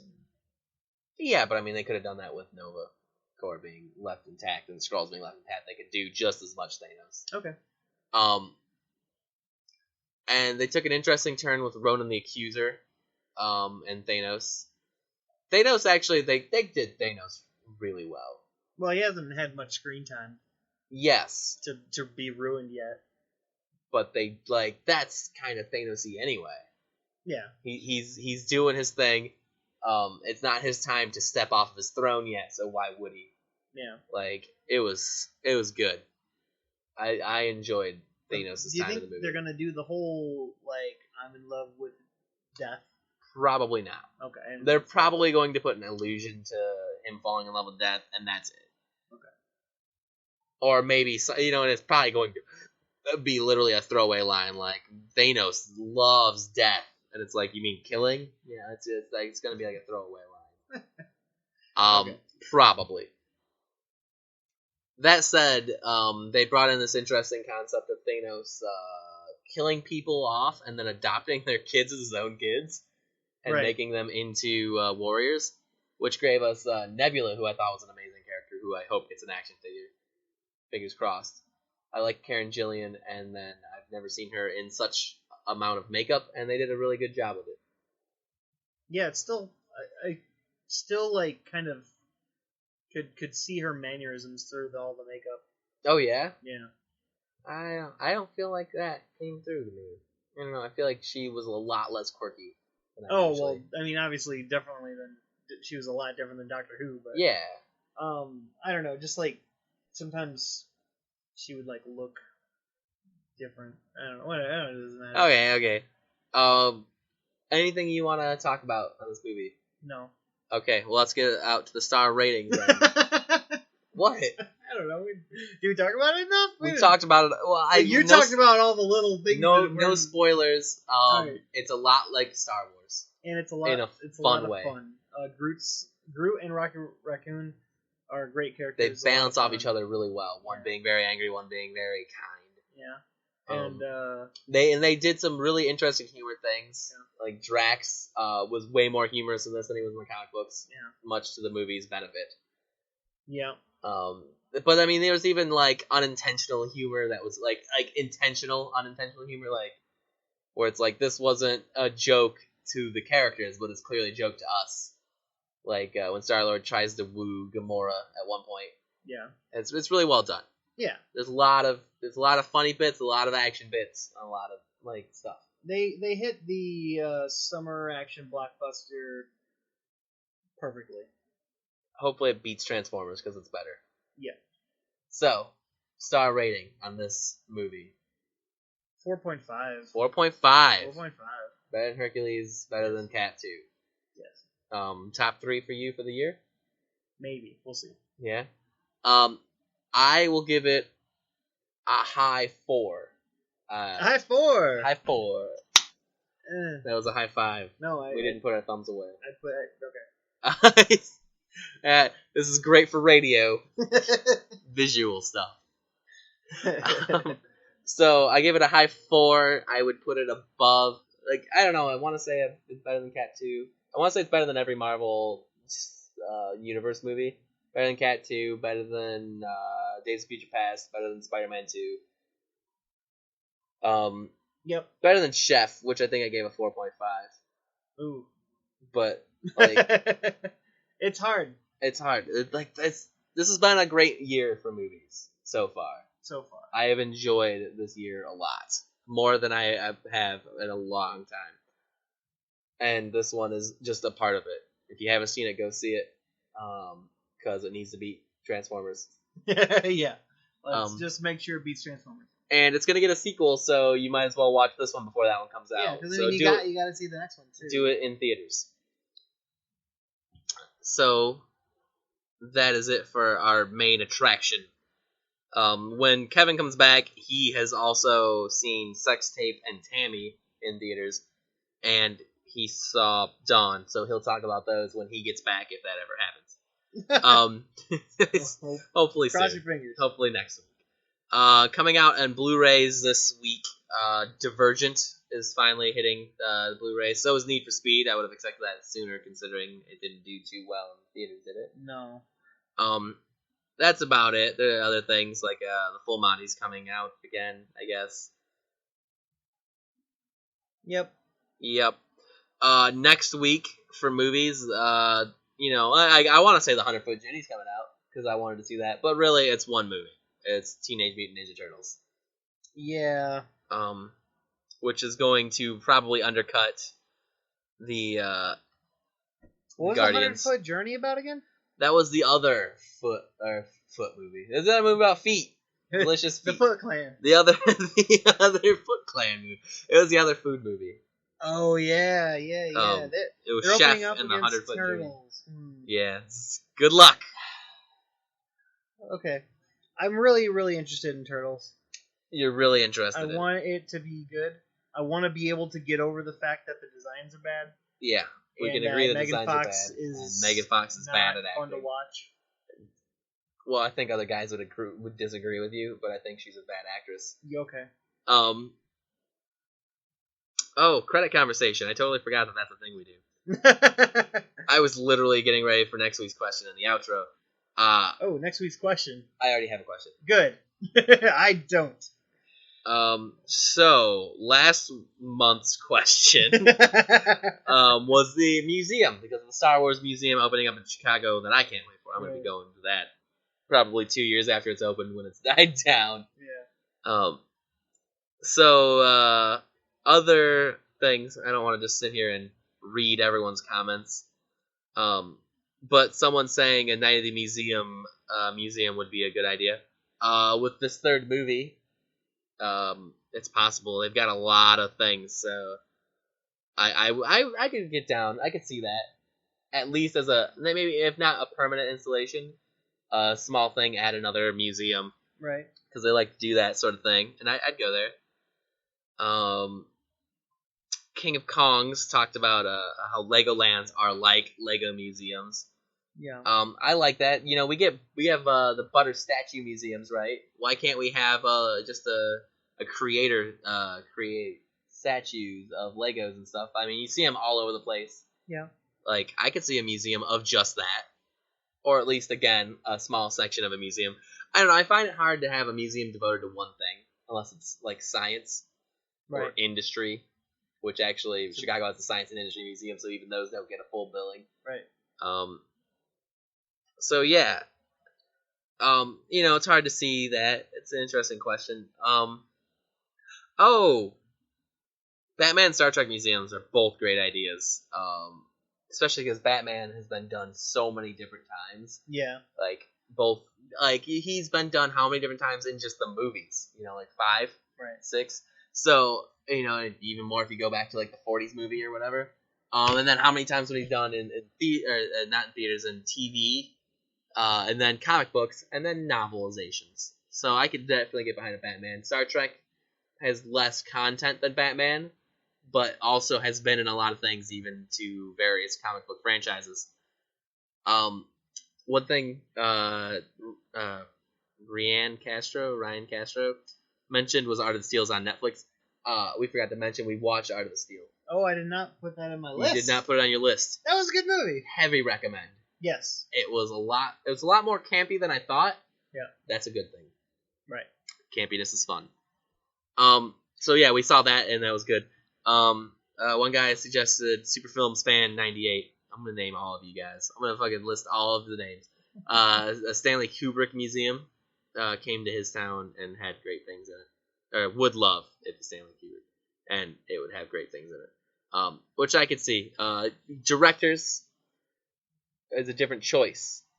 Picking a director and being like, this is the films he did, and these are things. And I love I like a Wes Anderson film or Wes Anderson museum. Oh, the art direction in that museum would be amazing. Yes.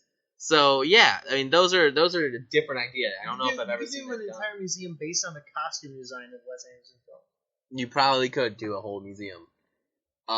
And so that's a great idea. I think that's one of the more inspired ideas actually, because that gives you a bigger range. Because like there's only so many times I can look at a dude in a bat suit. Right.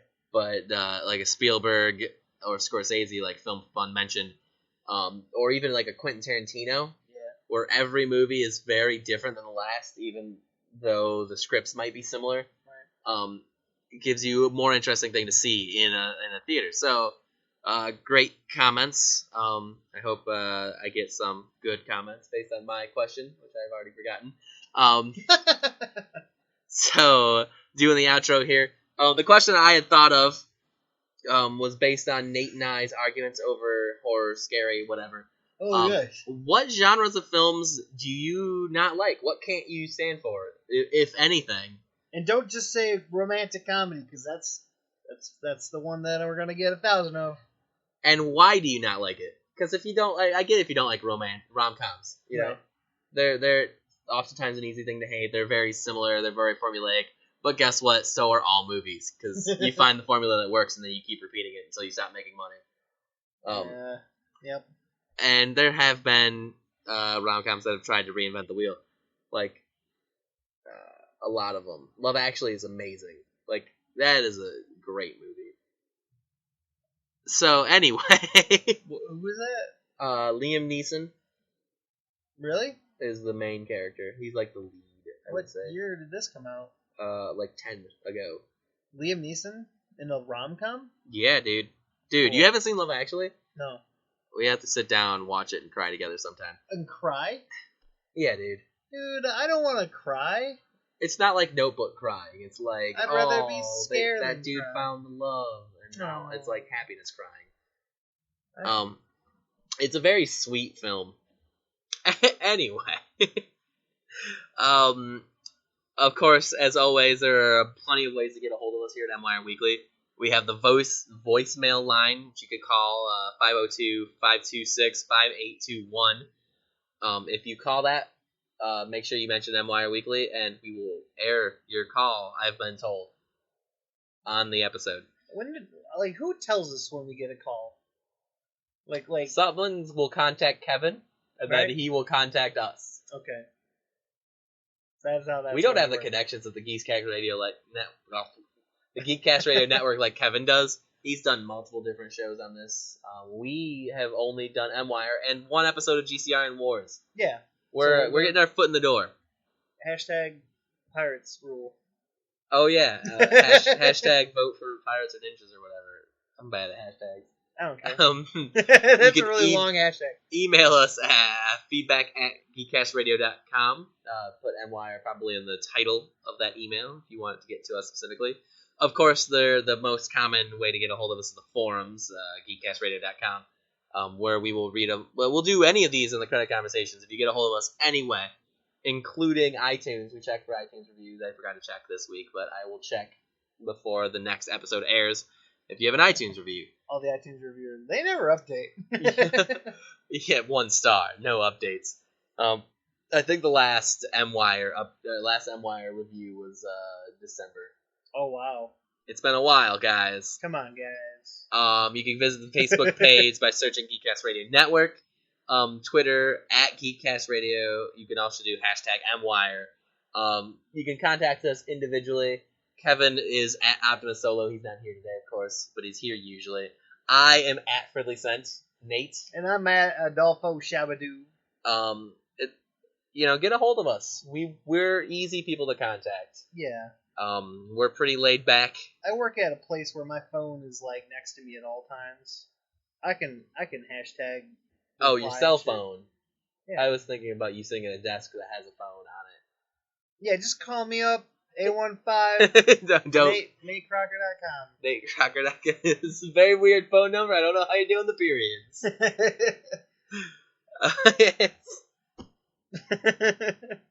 We almost got to the end. And then we're here. What? I don't know. Shit. Hey. There's an outro. What do we say at the outro? I don't know. Thanks for listening. If you like us, there's more fantasy at your ear holes. There's more of us at another podcast called Rhapsody Cast. Nate and I have another podcast called Rhapsody Cast. It's a little more a little less structured. A little more structured. Well, yeah. We don't have a script. There's no script. There's no script. It's literally we banter for 5 to 10 minutes, and then we come with a pre-created fantasy short story. Yep. We read them, we comment on them, and then we banter for another 5-10 minutes, and then that wraps it up in about an hour, 45 minutes to an hour. Yeah, it's lighter. There's no news. No news. No news to bother you. No trailers. No links you have to click. It's a very easy fun. to digest. It's like a free audiobook chapter every week, and it's fun. Let's check it out. Check it out. Rhapsody Cast. Rhapsody Cast. YouTube.com/RhapsodyCast. Podomatic.com/RhapsodyCast. No, RhapsodyCast.podomatic.com. RhapsodyCast.twitter.com. No, Twitter.com/RhapsodyCast. Facebook.com/Twitter. Now you're just messing it up because you're bad at luck. And it's just Rhapsody Cast. RhapsodyCast. It's pretty easy. Just search it on everything. We're unique. We're on iTunes. We're on Twitter. We're on Facebook. This is the longest plug ever. After everyone stopped listening. That's why we're doing it now, so you can't be annoyed by it. Yep, and if you are, we're sorry. Post in the comments. Hey, those guys are annoying. Don't let them host again. For all things movie news, keep tuned to MWIRE.